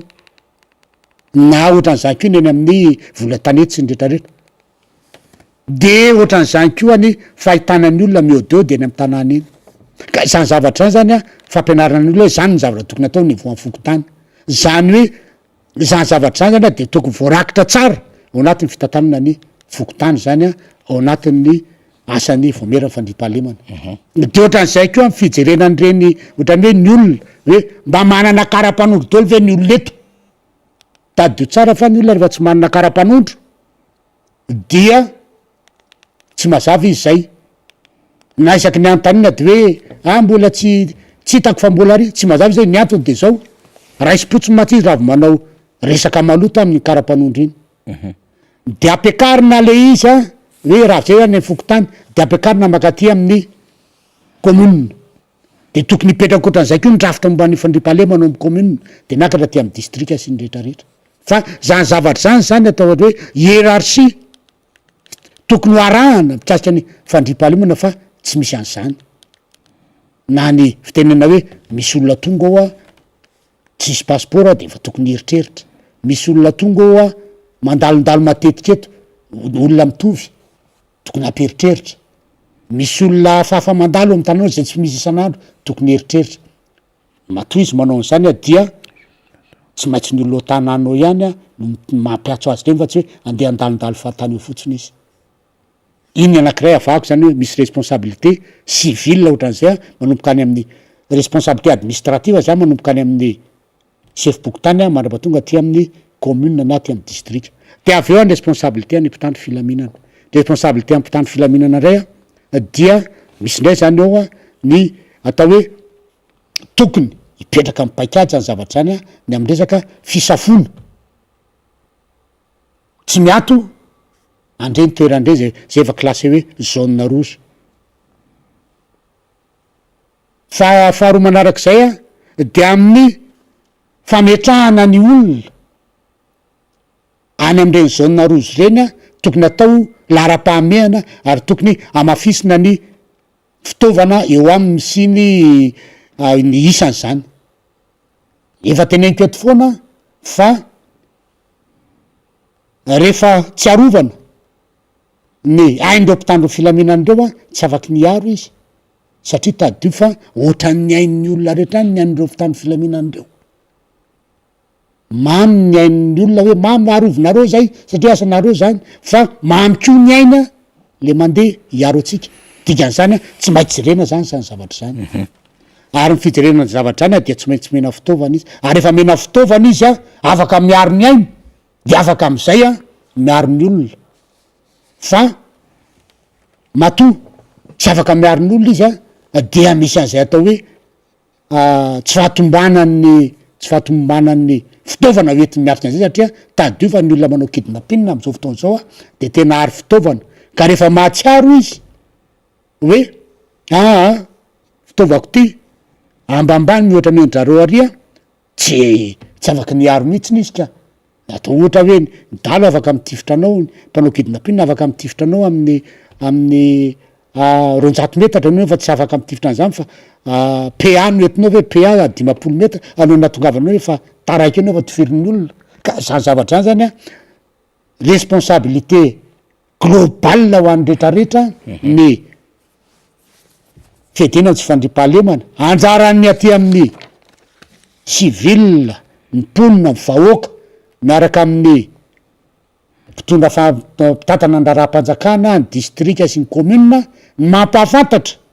ny mpitandro ny filaminana hoe misy an'izao ary isan'andro ary adidin'ny mpitandro ny filaminana tokony ao anatin'ny asany ary atao hoe tokony tanterahana arabaky teny le hoe miaro vahoaka sy mifananana ny fidina ny fotony atao matetika fa tsy hiandry efa misy ataky misy fanafiana zay vo andeha zay matiny problème atsika eto am'izao fotoana zao a efa misy fanenjehana any efa misy olona voatafika any a zay vo tonga hoe tafiza misy ohatran'izao fa tokony efa misy mialatsiny am'le fomba fiteny miaramila efa tokony misy élément prépositionné zany a am'ireny faritra mena reny zany hoe efa misy mpitandro filaminana tokony efa miodiody eny a na mandeha eny a zay amy toerana fanaovan'ny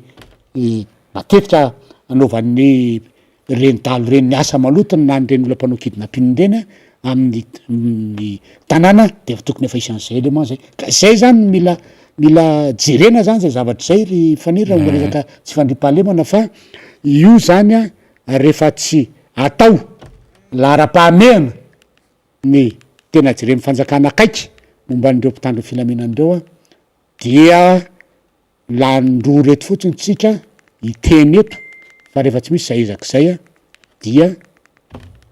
hitombo foana ny resaka kidnapping hitombo ny resaka tsy fandripahalemana. Zava-dehibe zay amin'iny fanira Maraparana ary tsika député Rambo satria tsika moa zany izay le izy hoe manao tour d'horizon foana tsika rehefa misy lafinjavatra tokony resana zany a satria manao an'izay fitazaim-bahoaka zay tsika ry tsikivy tsy reraka amin'izany. Maranazy tsika député Rambo lavalava ny adevitra teo tsy mampaninona satria miezaka miaina amina zava-misy tsika fa mbola resaka sosialy tsika rehefa avy eo a marary amina ray aman-dren'ny mpianatra sy ny tontolo ny fanabeazam-pirenena fa everina angamba fa maranazy de ny minitra vitsy ho an'ny député Rambo zay mitodika antsika zay any amboribory tany misy azy any a zay navoafidy azy sy ireo malagasy melipatrana zany a misimisy le avatra teo a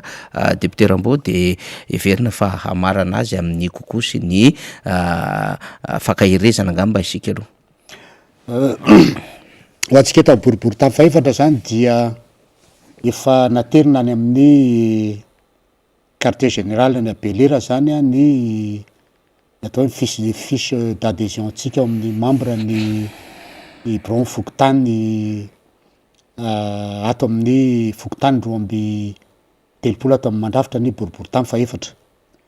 Raha sitrapon'Andriamanitra de ivoaka ato ato ny karatra isaky ny fokotany dia rehefa mivoaka zany karatra zany dia ametraka an'izay tsika ny momba ny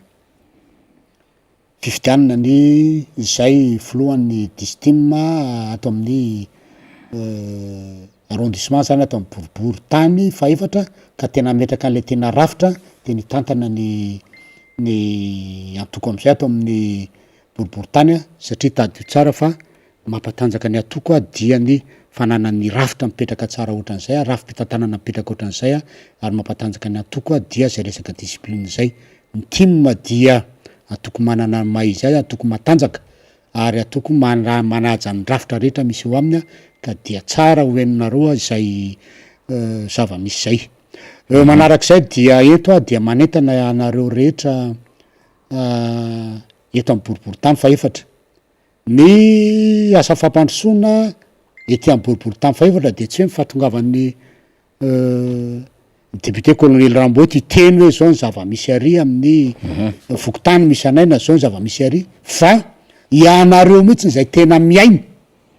ny zava-misy eny amin'ny fokotany miaina n'lay fahantrana mangirifiry miaina n'lay atsojany ataon'ny fitondrana zay hita fa tena mampitondra fahoriana ny anareo eny dia tongavy ianareo ety miteny ny zava-misy ety itsika miteny marina tsika fa tsy mamorona zavatra marina ny tenenina eto fa tsy atsy fomba tsika koa ny mandainga fa dia miteny marina eto isika mba hoen'ny olo hoe za marina ny tena zava-misy eny amin'ny fiarahamonina eny zany mihitsy ny tena iainanay voaka malagasy am'izao fotoana zao ka dia rehefa fahatongavanareo ohatran'ireny dia mampieritreritra ary mahatonga saina sady mitaiza ny vahoaka malagasy mitovy aminao ary mahatonga ny hoe mila fandraisandraikitra malaky ty zavatra tya amin'izay ho avyny firenena sy ho avyny taranaka fa tsy avela am'izao satria ianareo ny tena miaina azy tadio tsara fa ny fanjakana dia anareo vahoaka no namme azy ny mpitondra fanjakana amin'ny alalan'ny fifidianana de ianareo koa zany no afaka manala azy amin'ny alalan'ny fifidianana sy zay tiavanareo azy ka dia entanina zay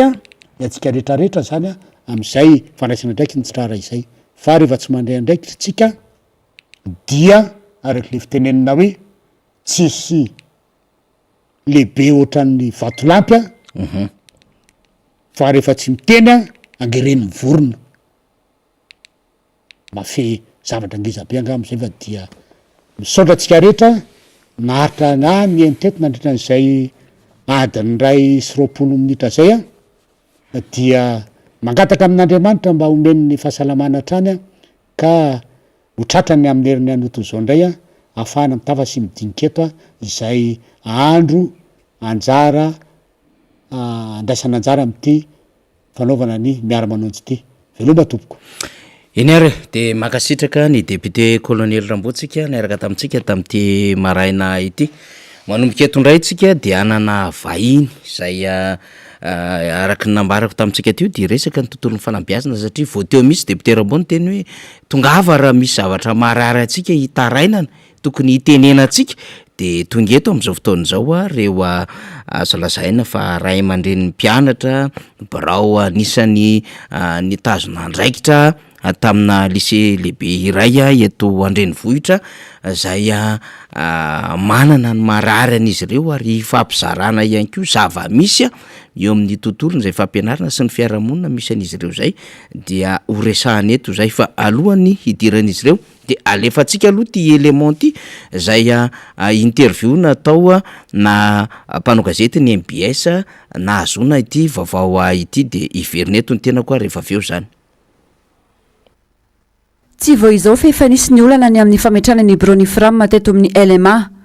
aongana amin'ny toerana izay bureau mitantanjana de mijoro ara-dalàna aza satria tsy manaiky ny tantanan'izy ireo ny volana karamana ireo mpampianatra ny proviseur ka tonga hatrany amin'ny fampikatsona ny compte bancaire. Nanao fifidianana tsy mangarara ny sekoly ny 12 martsa lasa teo ary tsy vitan'izay fa mbola mpampianatra tsy manara-dalàna izay tsy mampiana-janaka ao amin'ity lycée ity akory no najory ny proviseur. Nisy ny famana ny olana arita fa miandany amin'ity lehibe ny sekoly ity ny chef Cisco ny rotsaka antsehatra ihany koa ny direnina saingy tsy nahitamba-olana. Tsy manaiky ny ampanjakana ny resaka politika anatin'ny fampianarana ny bureau ny Fram. Nandray atanana ny olana nisy ny chef Cisco nefa tsy nisy ny vahaolana fa de hita avy hatrany ny fiandaniny tamin'Andriamatoa proviseur ary voalaza ny Andriamatoa chef Cisco mihitsy moa fa mpiara-mitolona ondry zareo ka tsy azo kitihina. Nefa nalefa ny ministera indray ny direnina isolo tena andamina ny olana tsy fandaminana ihany koa no natongavany teto fa tonga de fitsapakevim-bahoaka eny sa tsy ny eny de hoe ekenareo ve le birao vaovao ny tsy de hoe miverina mifidy anareo ray aman-dreny amin'ny manaraka ny ray aman-dreny nefa de tena efa leo atsona foana mamonjy an'le assemblée générale ampanjakana ve ny resaka politika amin'ny fampianarana hatramin'ireo zaza de afarana ny ampianarana tena ny ray aman-drenynareo anao eny fa rehefa manao tsy eo de tsisy mifanadinana ho foana ny klasy famaranana zany ve tompoko de rariny. Tsy mbola voalohany ny karama ny mpampianatra ny volana aprily teo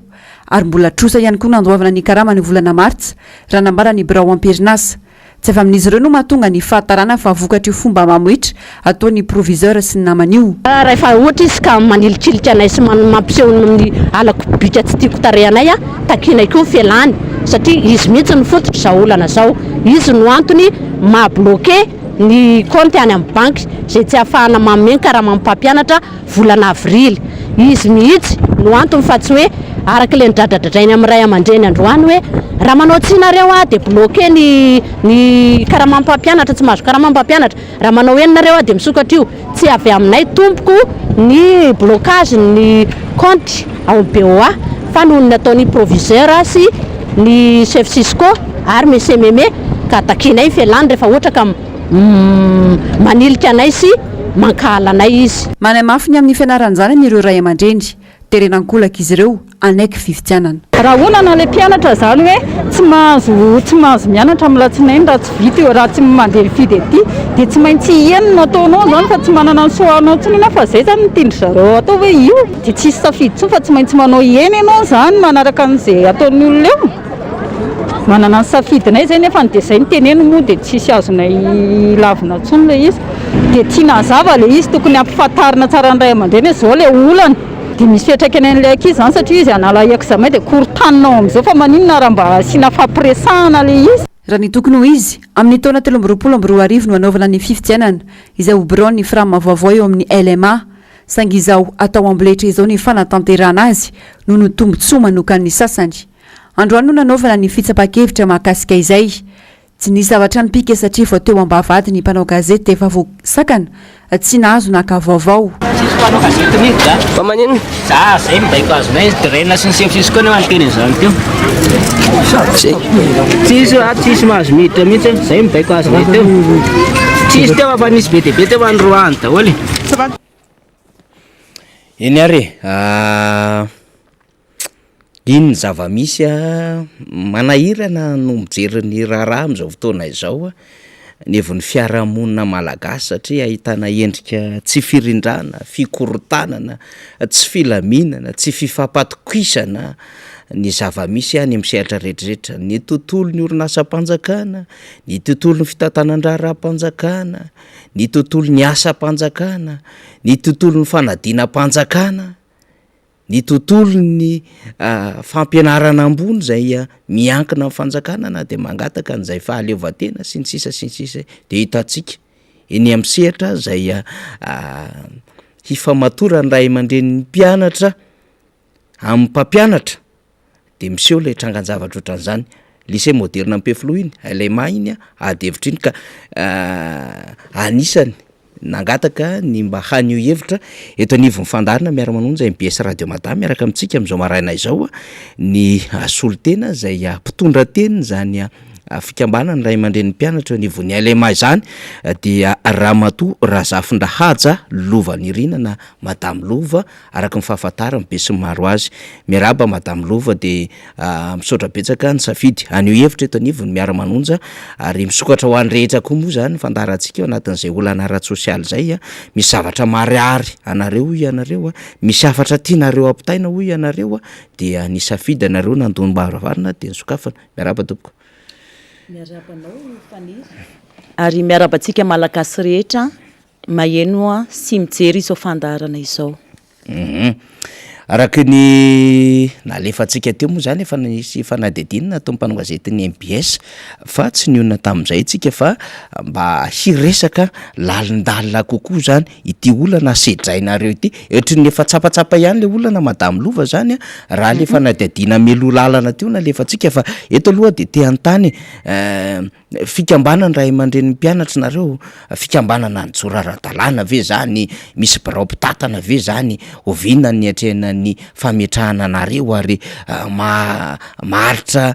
firitaona ny mandahy tantananareo an'izany fikambanana zany raha ohatra ka tena hoe mijoro ara-dalàna ianareo tompoko. Eny tompoko. Izay de fikambanana mijoro ara-dalàna ary voafidin'ny ireo solombavan'ny ray aman-dreny araky ny fandamenana nisy teo amin'ny lycée. Ny mandahanay de 3 taona izany hoe amin'ny taona 13 vao mifarana farany taom-pianarana 13 ianareo ve fikambanana ohatran'ireny any amin'ireny sekoly EPP CGE lycée satria any amin'ireny manko misy frama fa nareo ve tena mba manana récépissé ara-dalàna sady hoe fandaminana ao anatin'ny sekoly fotsiny? Manana récépissé ara-dalàna izahay tompoko tamin'ny taona 12 ka eo zany le izy hoe inona zany le olana Madame Lova zay sedrainareo satria misy firiny ao anatin'le birao 13 mpitondra teny zany ianao? Eny tompoko. Ndao ary tantarao ary le olana zay sedrainareo zany ao anatin'ny fikambanana manoloana indrindra ny zava-misy eo anivon'ny LMA ataontsika lavalava misy le tondranao azy. Nisy ny olana izay nisy mpampianatra maromaro nasain'Andriamatoa professeur ho ampidirinay ao anatin'ny lista izay lista tsy hitatỳ aminay fa mpianatra fantôme moa zany raha maromarina kokoa ny filazanay azy. Rehefa nanda izany izahay fa tsy nety hanao antidaty an'io de nitady hevitra amin'izay Andriamatoa professeur ny anakoritana sy ny andravananay. Tao anatin'izay de nasaina izahay nanao ordre du jour sy ampiantso assemblée générale ny ray aman-dreny ny 12 ny volana febroary 2024. Fifidianana tsy neritreretinay akory ny zava-misy satria tsy araka le ordre du jour, tsy navela hiteny izahay tsy navailana ndray ireo ray aman-drenin'ny mpianatra izahay tamin'io fivoriana io fa de ny Andriamatoa proviseur sy ny chef Cisco no nandray atanana ny fivoriana ary efa gaga izahay no ny tonga teo tokotany sekoly fa de nisy vata fandatsaham-bato anaky 3 izay midika fa isy zany ny fifidianana izahay tsy nafantatra akory satria tsy nampalalandry zareo anay mipaikady efa vohomandry zareo ataoko hoe paikady angamba. Tsy nampiasaina ny urina fa nanao kabary zareo tena lefa isan-dakilasy ireo ray aman-drenin'ny mpianatra ary de nanao fanamarina patongavana na présence de noravana namoaka ry zareo afaka ora roa taty aoriana ora maromaro ny voka-pifidianana voka-pifidianana napetraka teo amin'ny tableau efa misy hoe 5 Andriamatoa meme 5 raha tena fifidianana ara-dalàna ve de tokony hisy an'izay ary naninona ny tsy nampiasaina ireo urne inona ihany koa no antony nandrodanana anay na andravana anay izahay ny taona famaranana ny taona lasa teo 2021 de navita nisy projet vitanay nanavao salle de classe ray zahay nanao table banc maromaro vaovao nanova ireo varavarakely sy varavarambe alu maromaro ary mbola manana projet ihany koa izahay amin'ity famaranana ny taona ity misy fanontany kely firy le mpampianatra zay voalazanao zany fa nokasaina ho ampidirina raha ny resaka zay ny fanaovan'ny proviseur taminareo zany birao 250 fa firy ny mpampianatra frama zany zay ao amin'ny lycée 270 no ara-dalàna sy misoratra aminay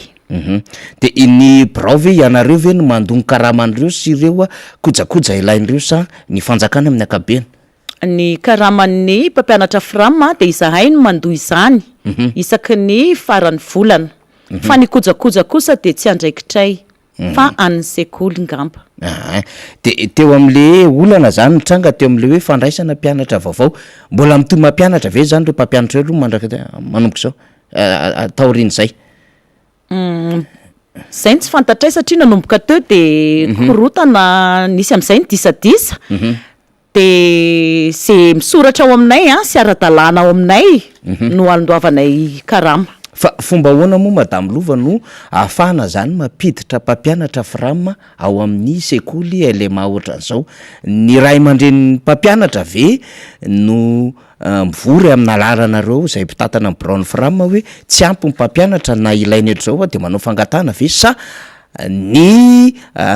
ministera no mandefa mpampianatra arakarak'izay filana mba tsara ho fantatry mpijerantsika zay tsy ny ray aman-dren'ny mpianatra ngamba raha afaka anazavana lavalava raha ny tena marina de tsy andraikitray no mitady mpampianatra fa andraikitry ny eo anivon'ny ministera sy ny mpitantana ny sekoly angamba no tena marimarina kokoa fa ny anay rehefa présentena aminay ny mpampianatra hoe misy tsy ampy mpampianatra ao miaraka mikaroka vahaolana satria raha hita kosa ka hoe tsy mianatra ve mpianatra fa tsisy mpampianatra tsy maintsy mirotsaka antsehatra izahay mba anampy an'ny mpitantana angataka hoe mila mpampianatra izahay fa atao ara-dalàna atao ara-dalàna sy manaraka ny intsiny de inona zany le tsy nanekenareo lista tsy nanara-dalàna zany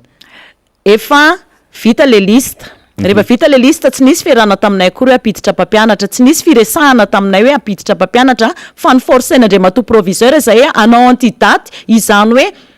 raha efa nisy daty misy anaran'ireo mpampianatra de ny forcena izay ampiditra an'ireo ao nefa izahay tsy afaka ny anao an'izay satria tsy ara-dalàna zay moa izahay isam-bolana de manao tatitra any amin'ny ministera isan'ambaratongany de teo le disadisa no nanomboka de ny tarika tamin'ny fanonganana anareo zany le izy tsy tatana n'le braoan'ny frama izay ihany ve ny olana zay ny arahana satria raha fijeriko azy ohatry ny efa so de efa nisy disadisa hafa koa le resaka hoe fiarahana tamin'le proviseur sa inona ny zavatra nitranga raha nanomboka le mandahanareo tamin'ny 1 telo taona moa le mandaha tompo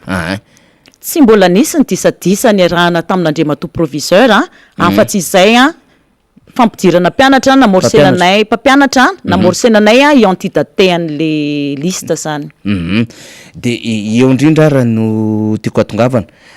nanaovana an'le fivoriana de nisy an'le hoe fivoriana chantage de nanomboka tany amin'ny mpianatra anao enina tsy le izy de tonga tany amin'ny fanonganana anareo miady ve zany nareo am'izao fotoana zao manoloana zay zosy le hoe mbola tsy lany manday ianareo averiko kely angamba efa nisy lay fividianana izay tsy nampiasana urne nambarako teo aloha teo tamin'ny 12 février 2024 rehefa zay de tonga tany amin'ny banque Andriamatoa proviseur sy monsieur Meme izay mpampianatra frama ihany izay voalaza fa filohan'le frama vaovao zay tsy nanaiky nanao passation satria tsy ara-dalàna ny fividianana ny fividianana tamin'ny 12 février 2024 nakany amin'ny banque ry zareo nanakantona ny compte mibloqué ny compte ka tsy nafahanay na nefa ny karama amin'ny mpampianatra volana aprily 2024 hatramin'izao tsika miteny zao izany hoe izay ngamba ny paikadindry zareo hoe tsy voaloha le karama de afahana manala barakanay am'ireo ray aman-dreny hoe laninay ny vola nefa mariko etona tompoko fa de misy ny vola anakaramana ny mpampianatra fram fa diso ny fanambarana izay hoe tsy mahavoaloha karamindreo fa lanindreo ny vola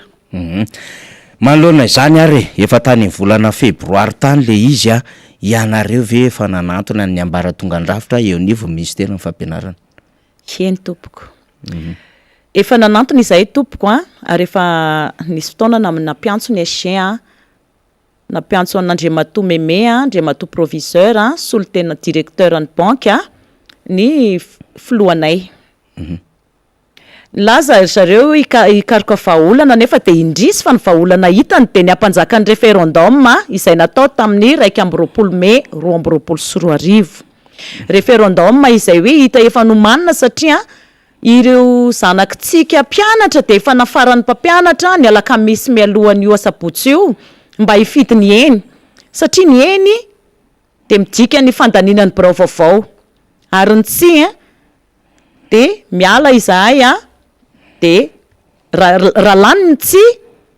de izay no mitantana fa kosa tsy ampianatra ireo taranakitsika zany ireo mpampianatra misy firy ny mpianatra amin'ny LMA 503 eo de ny ray aman-dreny mpianatra zany de mpikambana ho avokoa ary ianareo anatin'ny birao no mitantana zay vola zay hanefana le karama eny tompoko de nefa rano tratran'le chantage de laniny eny natahotra ny ray aman-dreny tsy nangarara le fifidianana le vote est secret hoy ny fasaha ny fifidianana tao nefa de soratana amin'ny carnet le valiny hoe eny sa tsy fantatray le dikany matahotra mba ampandanina ny eny de matahotra ireo ray aman-dreny ny anao tsy satria efa voarahoana efa ndrahonana izy ireo hoe raha tsy mifidy ny eny de tsisy ny examen amin'ny herinandro iny ho foana koa ny klasy famaranana sao efa tsy rarony tsony misy endrika fanarotapahefana ve eny tompoko fanararotapahefana izay moa hatrany amboaloha nanomboka ny disadisa de efa voalaza fa mipetrahanareo fa mpitolon'ireo ka tsy azoko tiana mampalahelo ny zava-misy mpitolona amin'inona moa zay zay tsy fantatray tompoko hoe mpitolona zareo dikan'izay fampiaro zany zareo fampiaro zareo eny ary nareo zany efa nanao passation sa tsy mbola tsy mbola nanao ary tsy hanao passation mihitsy izay eny ary eo amin'ny lafin'ny ambaratonga ndrafitry ny tontolon'ny fampianarana zay tsy mieritreritra ve nareo fa hitondrana raha ny vao fitsarana mieritreritra izay no natonga ny mpitondra teny tongeto satria ny filohanay sy ny filoha lefitra de lasa nandeha nanatitra izay taratasy zay satria efa tsy ara-dalàna ntsony ny fanarotapahefana efa tsy rariny eny ary madame Lova zava-dehibe zay nitondranao zay afatra samy hafa izay ny LMA zany de anisan'ny sekoly tena namokatra tena hoe elita teto Madagasikara ary miparitaka manerana izao tontolo zao tsisy zay tsy nandalo ngamba raha mbola hoe zaza malagasy mielo-patranany de ao ny anisany misy ny lycée Faravohatra misy ny lycée Andohalo zany resahako zany de Galenisy ny sisy zany fa efa mivadika izy de misy ny lycée Nansana misy ny lycée Ampefilo manana olana nareo am'izao fotoana zao io mitrango io aiza le asan'le sekoly manoloana zany zava-misy zany eny fanateza manatrika etona ary de nivoaka tao amin'ny lycée moderne Ampefilo tamin'ny taona 7 mampalahelo satria lasa hidirana politika ny fampianarana ankehitriny ny fanabeazana raha marimarina kokoa satria ao no anabeazantsika ireo zanakitsika ho fanilon'ny Madagasikara ny aoriana de tena simba tanteraka izy zao ankehitriny mampalahelo tena trotraka ny tena mararo ny fo fa potika ny fanabeazana tena potika ary izany natonga anay ny dodododo nakaty aminareo mba ho tsapan'ireo ray aman-dreny fa zanakitsika ary no avy ny zanakitsika no hoe rahantsika mibanjina.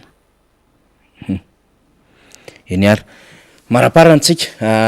alohan'ny tena elany eto amin'ny ty fandarany ty madame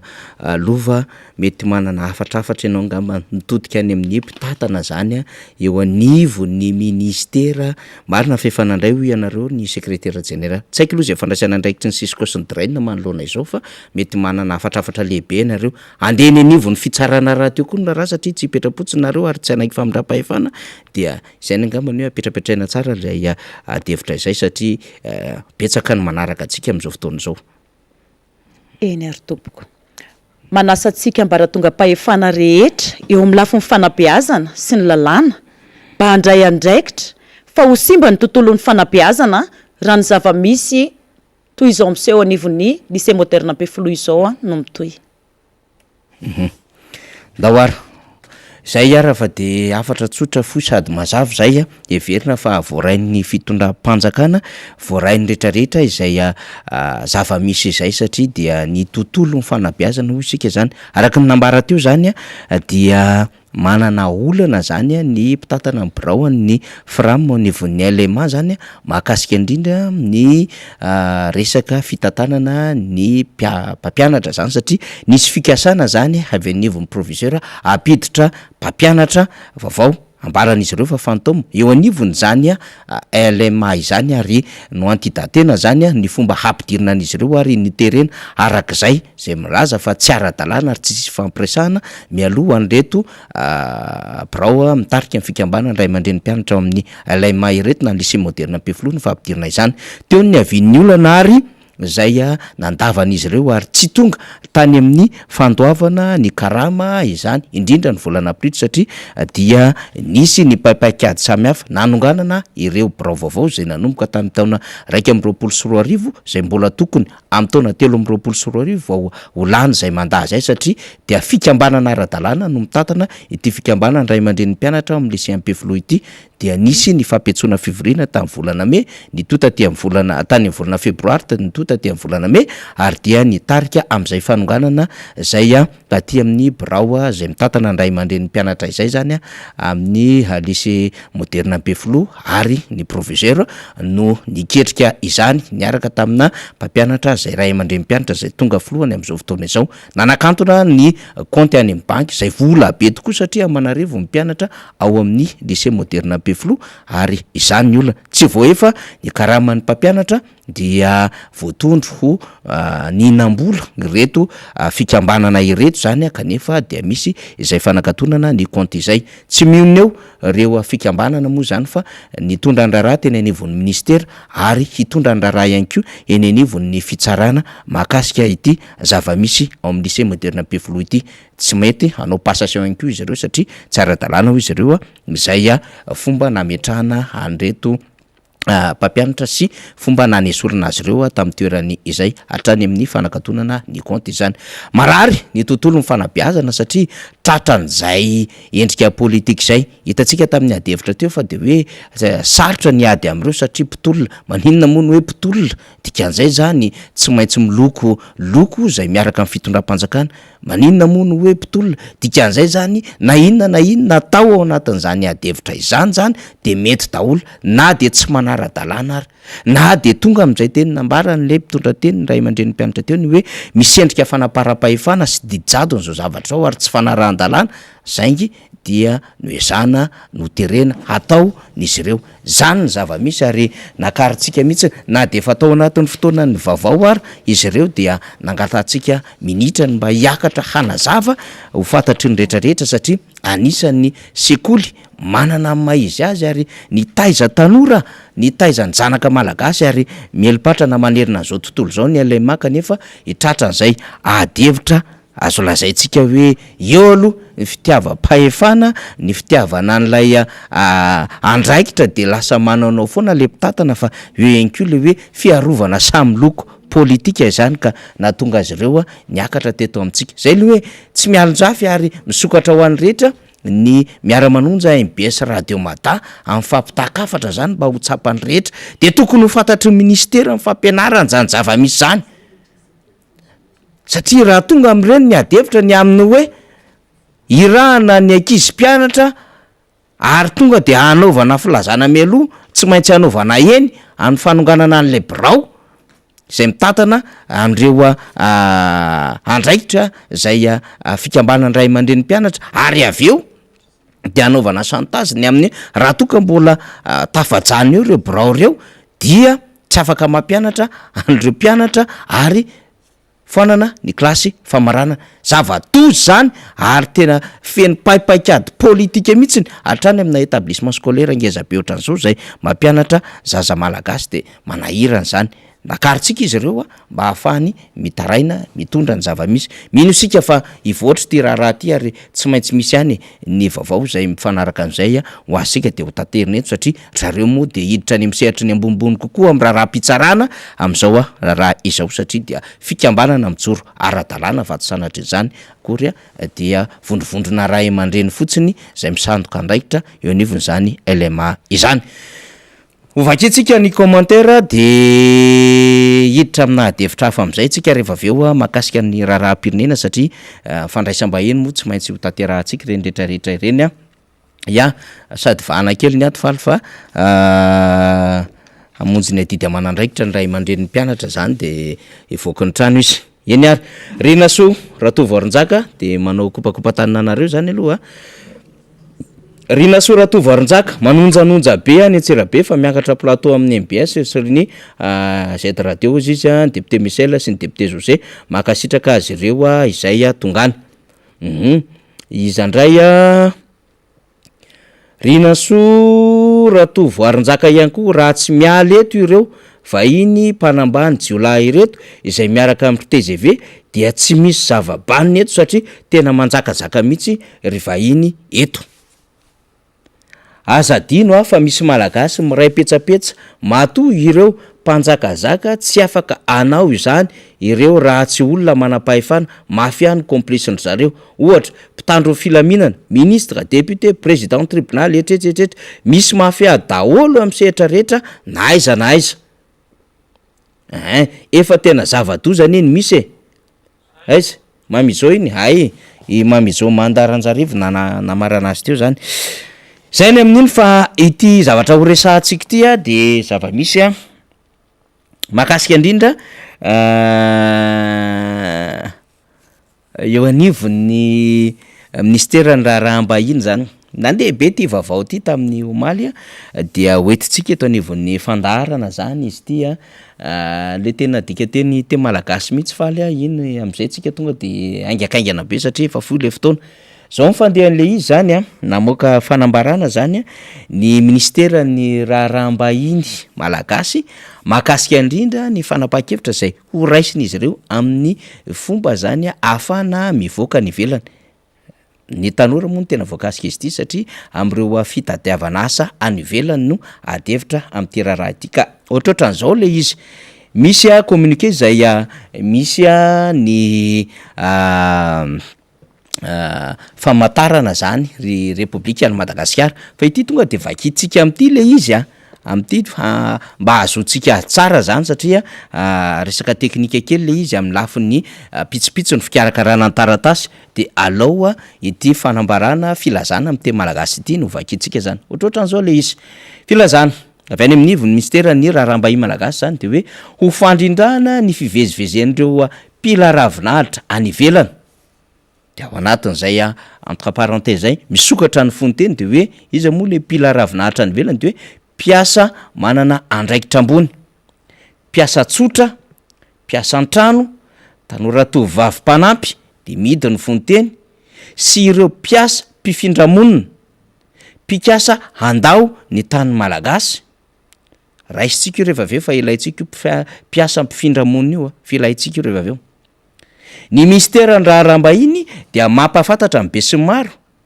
ny tsy maintsy hanarahana ireto dingana manaraka ireto maka ny fahazon-dalana viza nosoniavo ny tompon'andraikitra avy amin'ny masovony Madagasikara any amin'ny tany ale mialoha ny ana tanterahana ny fifanarahana arakasa tsipika voalohany zay tsipika faharoa mandalo any ministera ny filaminam-bahoaka hanaovana fanadiadiana momba ny fitondran-tena sy fandiniana ny zava-misy, enquête de moralité zay. Tsipika fahatelo, mampandalo ny fifanarahana momba ny asa any ministera ny asa, ny asa-panjakana ary ny lalàna sosialy ahazona ny fankatoavana izany. Tsipika fahaefatra, mampandalo ny fifanarahana momba ny asa sy ny tapakila ny fiaramanidina any amin'ny fitaleavana miany malagasy ampelezana ao amin'ny ministera ny raharaham-bahiny. Tsipika fahadimy, manatanteraka mialoha ny fisoratana anarana consulary any amin'ny fitaleavana miany malagasy ampelezana ao amin'ny ministera ny raharaham-bahiny. Apatsiahivina etona fa tsy maintsy vita 10 andro mialohan'ny aingana ireo dingana rehetra voalaza ireo. Noraisina izany fepetra izany mba hiarovana azy ireo amin'ny fanondranana olona antsokosoko miantraika amin'ny filaminan'ny firenena. Zay zany ity vaovao zay nivoaka teo anivo amin'ny ministera ny raharaham-bahiny omaly ity. Inona no hitondrantsika ny fanadihadiana? Ny hitondrantsika ny fanadihadiana de hoe ilaina aloha ny fandraisana andraikitry ny fanjakana amina trangan-javatra ohatran'izao. Ary heverina fa zava-dehibe no hoe manana sosi am'ireo malagasy zay mila ravinahitra any ampitan-dranomasina ny fitondram-panjakana. Tsisy mikontran'izany rehetra. Tsisy heverina angamba fa ametraka an'izany ho problema lehibe ny rehetra raha ohatra ka manana sosi ny fitondram-panjakana. Fa ny an-javatra resantsika ny amin'ny hoe betsaka reo manampahaizana malagasy zay tokony hianatra sy hivoaka ny ampitan-dranomasina hanoy izay na io fianarana na io asa indrindraindrindra. Raha izay. Fa faharoa, betsaka ihany koa reo manampahaizana malagasy na reo tanora malagasy na vita fianarana tadiavy ny asa eo amin'ny sehatra iraisam-pirenena. Faharoa zay. Fahatelo, betsaka ireo tanora malagasy no tsy afaka itsony hiaina amin'ny tontolon'ny asa eto Madagasikara, ka na io tsy misy ny asa ahafahan'izy ireo mivelona noho ny karama kely na noho ny fiainana memafy eto Madagasikara, ka mahita lalak'asa any ivelana izy ireo de mitady ny fomba hivoahana eto Madagasikara.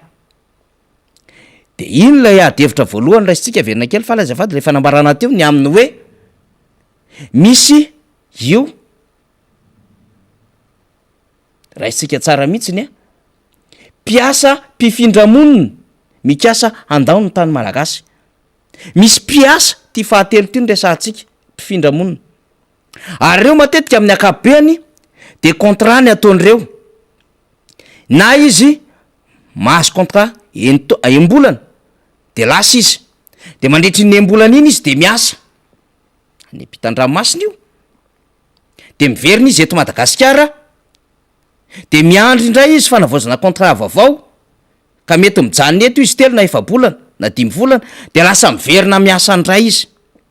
Fa mandritry n'le fotoana tongavany eto de mety manao investissement kely izy am'le vola azony tam'le asa zay nandehanany nandritry ny fotoana voafetra tany ampitan-dranomasina. Ary ty matetika misy ty, misy zany le mpiasa raikitra eto atoerana fa misy le mpiasa mpifindra-monina zany,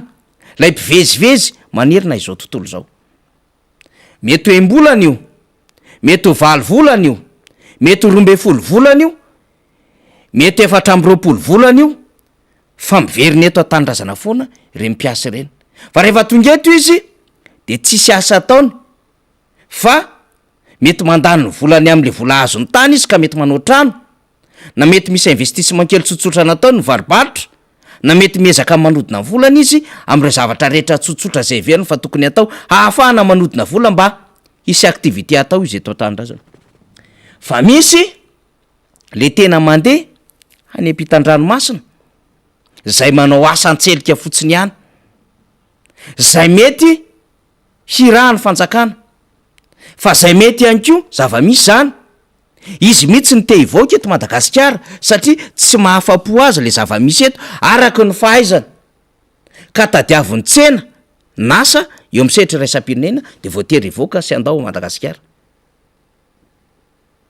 Zavatra roa na telo samy hafa zay nyresantsika teo zay zany. Ka rehefa mamaky an'ity filazana navoaka ministera an-draharaha-mbahiny ity tsika zay misy tsipika 1, 2, 3, 4, 5 araky ny nambarantsika teo de azo lazainy avy hatrany zany fa sarotra ny fivoahana eto Madagasikara de manamafy an'izany tokoa ny zavatra resahany eo anivon'ny ministera ery amin'ny andalana farany mampatsiahany aminy hoe tsy maintsy vita 5-10 andro mialohan'ny aingana ireo dingana rehetra voalaza ireo de jerevitsika tsara le lalan'le izy maka fahazon-dalana vizalo so ny avin'ny tompon'andraikitra eny anivon'ny masovony Madagasikara any amin'ilay tany ale. Raha ohatra zany ianao any Dubai ny andeha de mandeha any ianao, raha ohatra zany ianao any Afrika Atsimo de tsy maintsy mahazo fanjon-dalana avy any ianao, raha ohatra zany na any Bahrain na any Saoudina any Koweït na salam zany na any Canada dia tsy maintsy mahazo fahazon-dalana visa. Misy moa zany any amin'ny firenena zay mikarakara an'ireo no akatsika an'le fahazon-dalana. Maromaro zany reo tsipika ao anatin'izay fa ny tena sosia an'ilay malagasy mitady asa na mivezivezy any ivelany everina fa hikariko azy zay mahasoa azy hialy eto an-tanindrazana de hoe ho tratra ao anatin'ny 5-10 andro ve reo, ka rehefa tsy ho tratra ao anatin'ny 5-10 andro reo satria tsy vita ny anao visa fa misy ny enquête de moralité de misy ny fifanarahana arak'asa de misy ny fandraisana tapakilo sy ny sisa de ho sahirana eo de tsy ho tavavoaka. Aka ohatra anankiray tsika zay problema be eto Madagasikara momba fivoahana ny ivelany, ohatra Frantsa nyresantsika. Ny fomba hivoahana ny ivelany de fatatsika tsara fa tsy maintsy misy ny fakana rendez-vous en ligne zany raha ohatra ka misy antondia ataonao any ivelany any amin'ny TLS. De rehefa mandeha any amin'ny TLS ianao rehefa mahazo an'le rendez-vous ka mametraka ny ahazonao an'le visa fa ahazon-dalana mivoaka ny ivelany, mbola misy fanadidina samy hafa atongavana am'izay. Fa ahafahanao mametraka an'ireo antota taratasy ireo ihany ko de tsy vita ao anatin'ny herinandro 1 na herinandro 2 zany amin'ny akapobeany. Fa mbola misy ny fivezivezena amin'ny lafin'ny assurance, misy ny fivezivezena amin'ny lafin'ny hébergement, misy ny fivezivezena amin'ny alafiny raha ohatra ianao zany ka marary ny andeha hivoaka ny ivelany de tsy maintsy ampahafantarinao mazava ny amin'ny hoe inona ny fotodianao ho any ampitan-dranomasina. Hitsabo teny ianao de tsy maintsy mandefa taratasy manazava an'izany lay hôpitaly na lay klinika hitsabonao tena. Anao contrôle tsotra ianao na hiditra hôpitaly ianao de tsy maintsy hamarinina an'izay fa tsy maintsy misy koa ny lettre d'engagement rehefa aveo hoe rehefa vita zany rehetrarehetra zany de miverina moa de tia tandrazana ianao. Akoatran'izay ihany ko de misy lay fomba ahafahana mametraka hoe misy prise en charge sy mahafantatra ny kotombola zay hanananao na le olona hiantoka anao na handray anao any ivelany any na ny asany sy ny sisa ary misy aza taratasy takila mihitsiny eo anivon'ny préfecture any ivelany. Pariny resady Frantsa nyresantsika plutôt azafady indrindra tompoko. Maromaro zany ary zany no mahasarotra ny fivoahana matetika any amin'ireo firenena Europiana tsy mitovy any Canada, indrindra reo mampiasa ny resaka Schengen zany. De ozy ny olona hoe mora ny miditra eto Madagasikara ho an'ireo vahiny zay milaza fa manao fizahatany, zay milaza fa investisseur, manao fizahatany izy avaiky 1000, 2000, 3000 euros. Ary ty tena zava-doza tena manimba an'le malagasy ny tanora mihitsiny. Eto Madagasikara nge à partir de 15 000 ariary ny hofana hôtely, 20 000 ariary, 25 000 ariary. Ny chambre de passe eto 10 000 ariary. ary misy am'ireo tanora malagasy zay moins de 18 ans mialatsina am'ty adefy ty ary efa misy fanadidina natao tam'izany maro savaiky 5 000 ariary na 10 000 ariary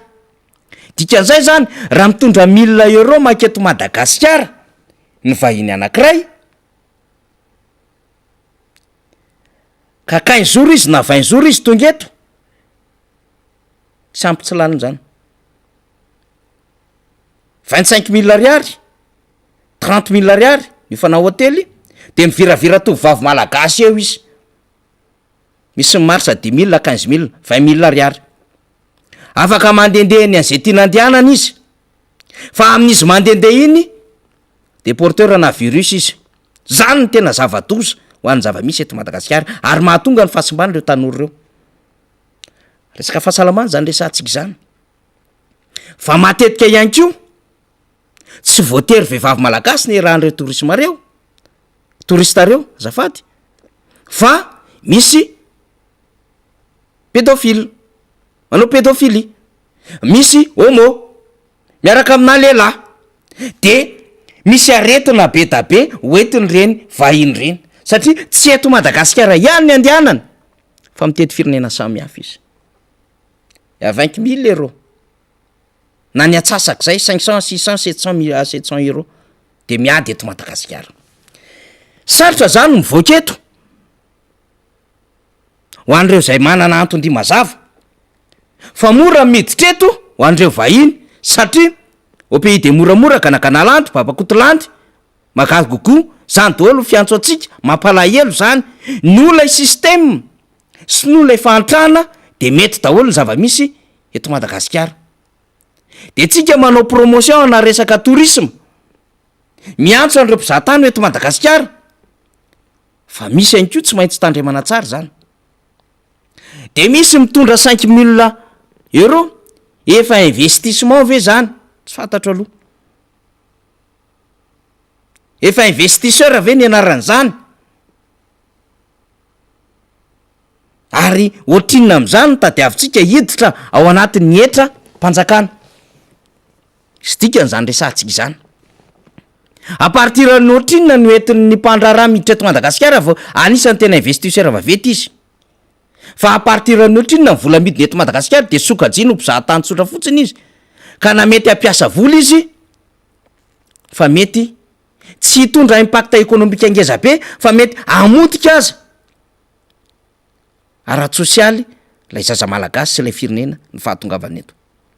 any am'izany adevitra zany ny tokony ametrahan'ny fanjakana sy ministera raharaham-bahiny fitandremana tsara ary tokony anaovan'ny miaraka ny ministera ny fizahatany déclaration conjointe mihitsiny mikasika amin'ny fomba fidirana gaboraraka an'ireo vahiny miditra eto Madagasikara mahantra raha teo le firenena ka marsa daholo mety daholy simba raha teo le kolotsainy ary le fanjakana am'izao manao an'ity resaka VBG ty ITG ty de ohatriny hoe milamy mandraraha efa manomboka misy varavarakely misokatra makanomakano fijerin'ny olona azy aitsika ny tiako ambara am'izany de raha ohatra natatahorana teo amin'ny fiarahamonina le LGBT le lesbienne gay bisexuel tsy transgenre zay le LGBT de lasa tsy mifankatahotra tsony lasa tsisy mpanao keskilia tsony fa de mandendehany am'izay tiany aleheny fampitatany eny fanorika eny amin'ny anina rehetrarehetra eny de mitazany ohatran'izao fotsiny le zaza malagasy 3 taona sy 7 taona de veriny fahazo atao sy normal zany de reny rehefa avy eo misy toe-tsaina ao anatin'ny sainy ihany de lasa tsy mandeha any am'le lalany natoraly tsony fa manaraka an'le rivotra hafahafa satria eny amin'ny fiarahamonina eny mifampitatana ny lasa am'lahy mifanoroka amin'ny lasa am'lahy mifampitatana ny vavy samivavy mifanoroka ny vavy samivavy mandeha fotsiny love you tu me manque sy ny sisa ny FB raha teo vao mainka manimba an'izany so de zany ny esan'ny emae sy ny touriste saina fa tsy ho an'reto zaza malagasy zay heverina fa hivoaka Madagasikara ireto mba hitady zay maso azy inona ny prinsipa tsika tokavana am'izany de tsotra be ny amina hoe petsaka ny manam-pahaizana malagasy tadiavo ny sehatra iraisam-pirenena fa mety hanany sarotra ny fomba fivoahana eto izay adevitra andresantsika izay raha tsy voatandrona fa betsaka ihany koa reo tanora malagasy zay voatery miala amin'ny Madagasikara satria tsy mahita antoka tsony ary reo manam-pahaizana de lasa manao le fuite de cerveau miala amin'ny Madagasikara de ahoana ny fomba ahafahana manome antoka an'izy ireo ka iresahana amin'izy ireo ny aminy hoe iza ny tokana anao famoronana asa ao anatina défi zany création d'emploi zany ao anatina bonne pratique ihany koa zany satria tsy maintsy manao famoronana asa miresaka ny secteur privé ny fitondram-panjakana de ahatonga an'ireo malagasy ireo na vita fianarana ho tamana de ahoana ny fomba ahafahantsika mametraka an'le climat des affaires tsara ho hitombona anana an'le environnement normal tsara le firenena ka hampiasa ny fahaizany ny atodohany eto Madagasikara le tanora fa tsy hivoaka ny velona kanefa zao le situation eto Madagasikara de tsy maintsy lasa mivoaka ny velana tsy hivoaka ny velany ray izy arafesinetondray satria ahoana ny eritreretinao olona manana master to olona ingénieur any misehatra asa samihafa olona manana DEA lasa mitondra taxi moto lasa mitondra bajaj lasa voatery tsy manana an'le esprit entrepreneurial angeza be fa manao épicerie sisa hoe zay netry ny ahafahana manodimbola fa tsy possible ny investissement rehetra eto Madagasikara so manao investissement aperta zany zava-misy eto Madagasikara dikan'izay mieritreritra le zaza malagasy hoe aleo aloha mikisaka fa zao ahoana indray ny verenana rehefa avy eo de mitodika aty amin'ny tanindrazana zay nge aza mieritreritra tsika fa tsy tia tanindrazana ireo malagasy marobe any ampitandranomason'ireo fa mikaroka zay maso ho azy izy vino situation eto Madagasikara manahirana fa betsaka amin'izy ireo no manampy ny mpiray tandrazana ka na manangana association na manao investissement direct amina zava-misy aty Madagasikara de mivezivezy aty Madagasikara na mitondra ny aporo mihitsy ka mitady investisseur vavety mba hampiasa vola eto Madagasikara fa raha le fitondram-panjakana no arahanao mba hanao an'izany de tsy mahita an'izany am'le fitondram-panjakana ianao efa niraisitsika ohatra zany Bahamaskely io Nosy Maurice io Bahreïn io Thaïlande vokatry ny fizahantany daholo na tafavoaka n'ireo tanàna rehetrarehetra eo même Dubai tanàna ny foronina ny ainga avy amin'ny nofinofin'olon-tsotra de tonga natanjaka ara-toekarena am'izao fotoana izao de adino Abu Dhabi fa lasa natanjaka Dubai de maninona zany tsy vitantsika dikan'izany tsy manana n'ilay toe-tsaina hamokatra an'izany sy hitondra an'izany eo amin'ny sehatry n'ilay zaza malagasy lay fanjakana ary efa niresahako matetika ty jerevo ny zava-misy any Cuba reo zaza malagasy manao mémoire rehetrarehetra reo manao fikaroan'ireo de tonga de tsy mivoaka any Cuba azafady reo tanora cubanina sy cubain manao fikaroan'ireo tsy mivoaka ao en général lasa tian'le tanàna izy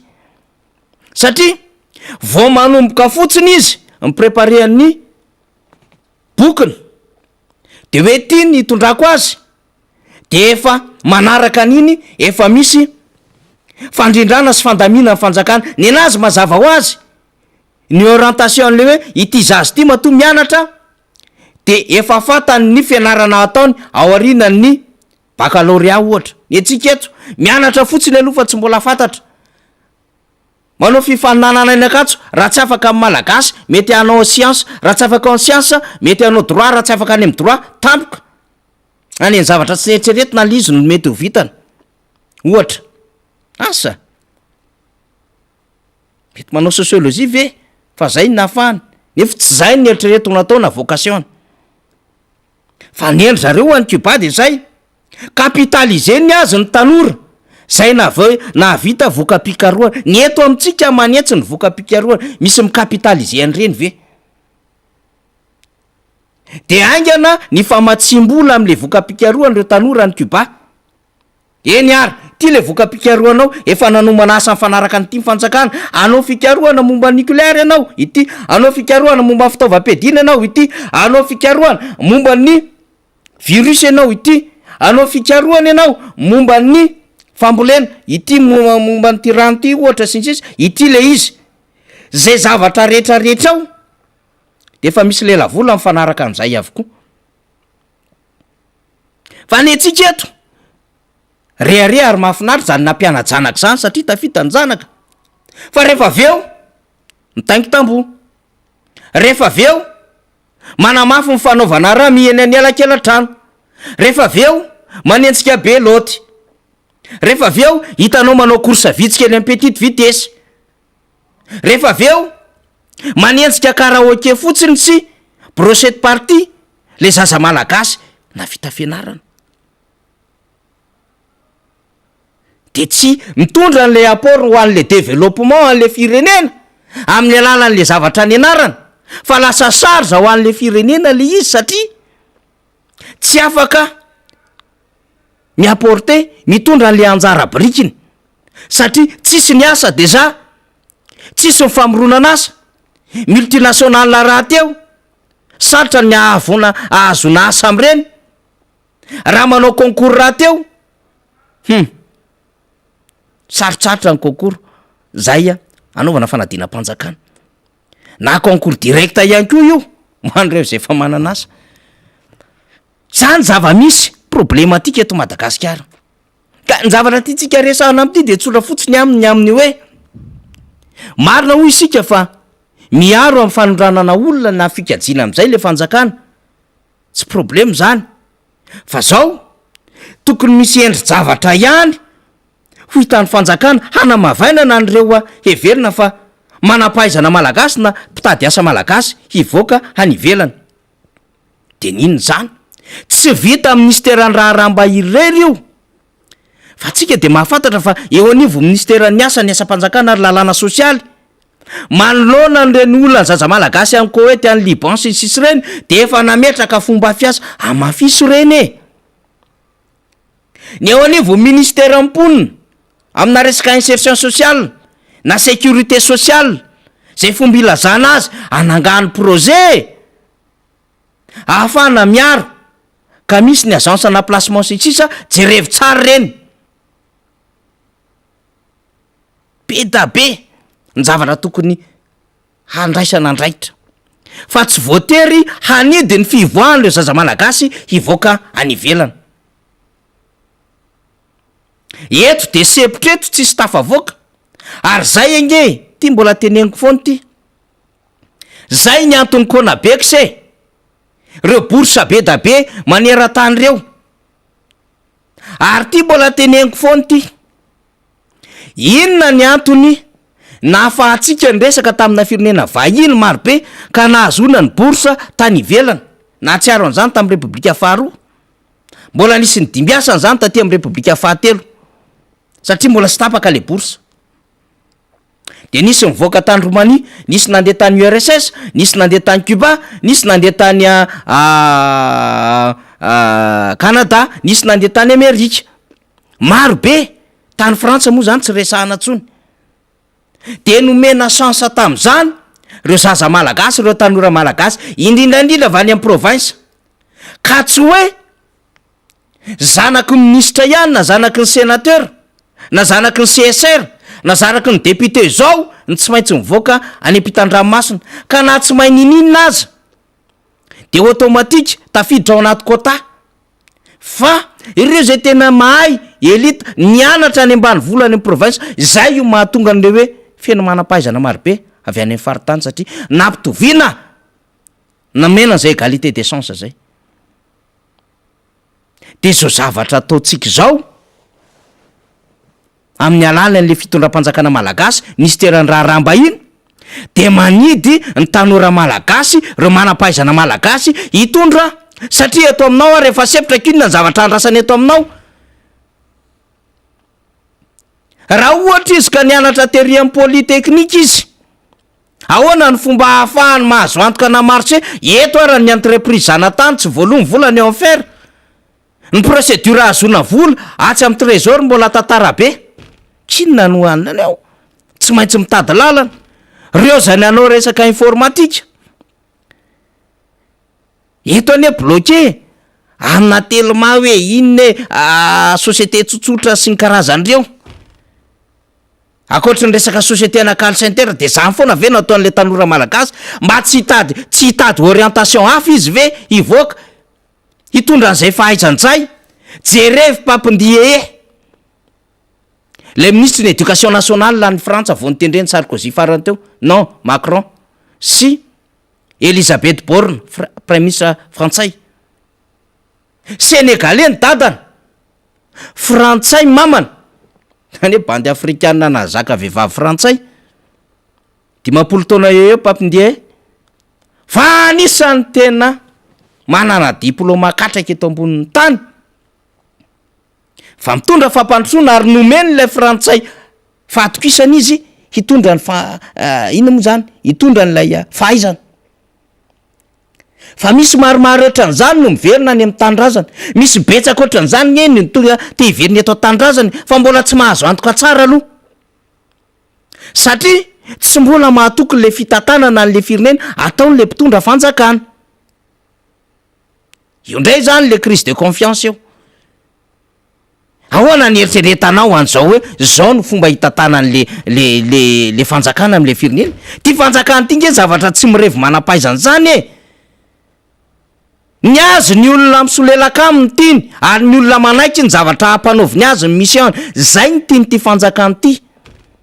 De efa kopony rehetra hoe non ohatrany tsy de milay zany aninona ny fotsiny ianao de tonga any ianao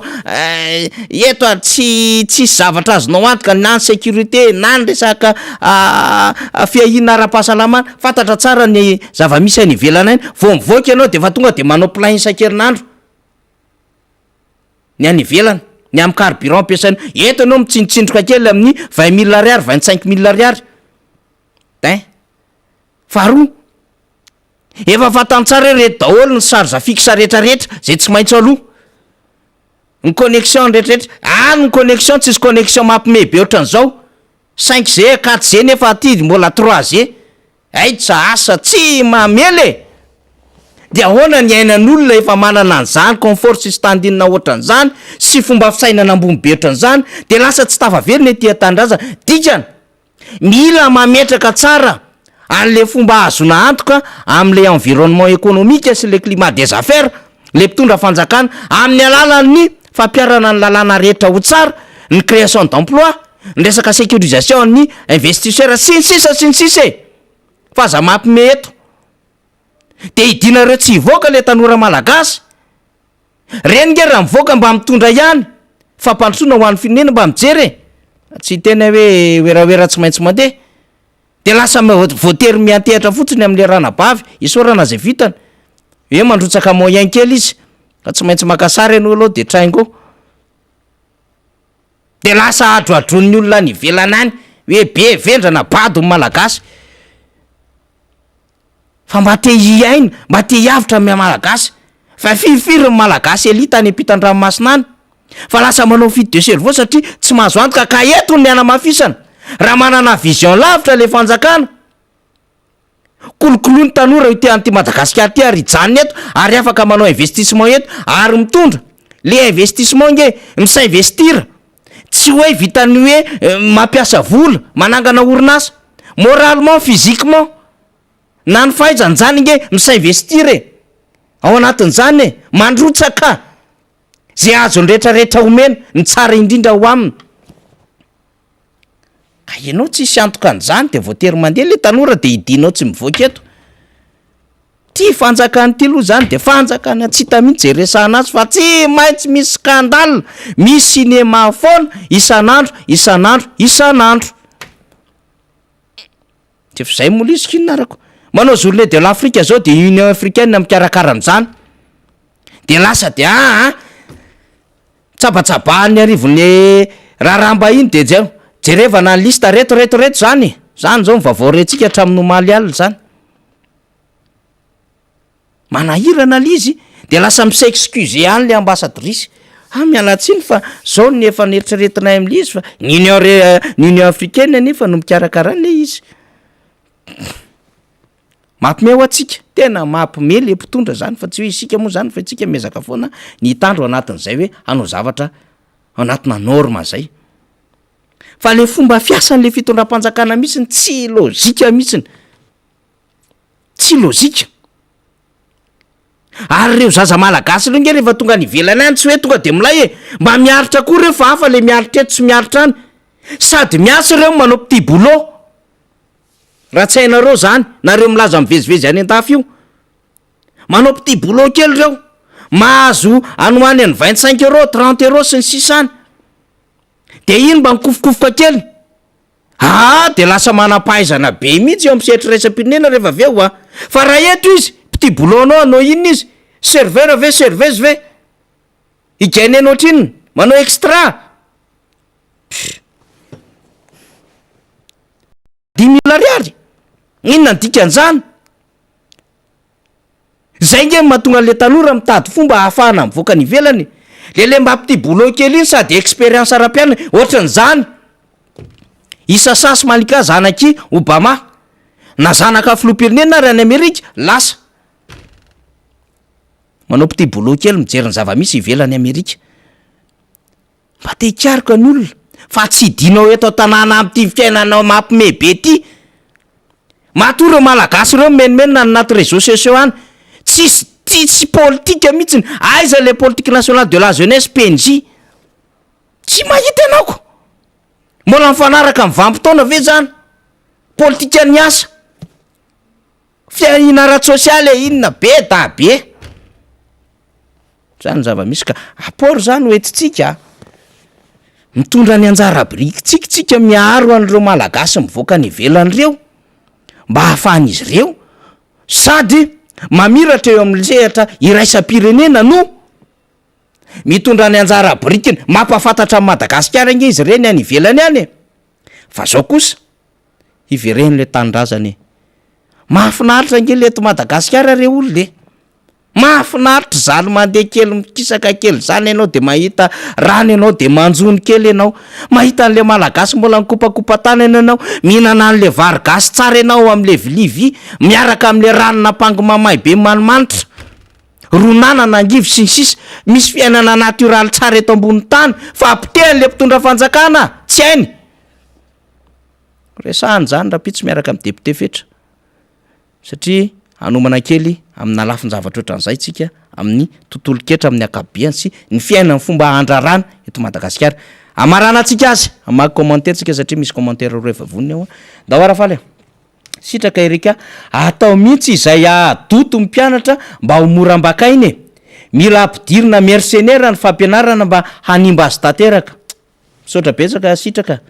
misaotra betsaka mifaneho-kevitra gasy tsara ny atsika voatery manao fitona cerveau izy ny ankizy satria tsy misy avenir izy eto epe zay nge le zava-misy mahatsiary tsy manana avenir le tanora ho an'ny tanora nianatra de mandeha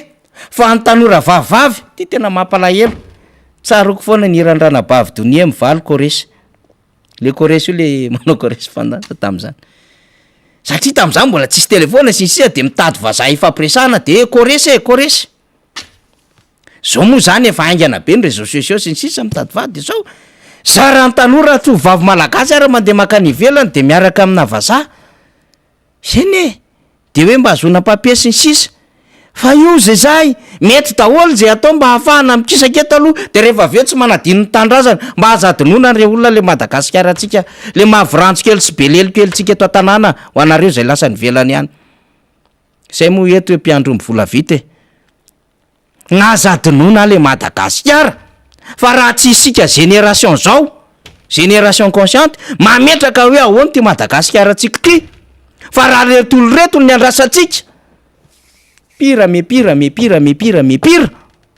zava-misy eto Madagasikara ka révolution électorale natao 2023 hoazavaiko ny dikan'izay amin'ny fandarantsika manaraka fataparika reo aloha fandarina de verinatsika ho an'ny rapitsondray solombavam-boakafa ady hevitra hafa indray ny miaraka sy hoetitsika eto everina fa betsaka no zavatra voaraintsika ao anatin'izay misaotra ny teknisianina misaotra ny mpiaramiasa MBS radio mada misaotra antsika rehetra ihany koa nanaraka makasitraka tompolahy makatelona tompoko vavy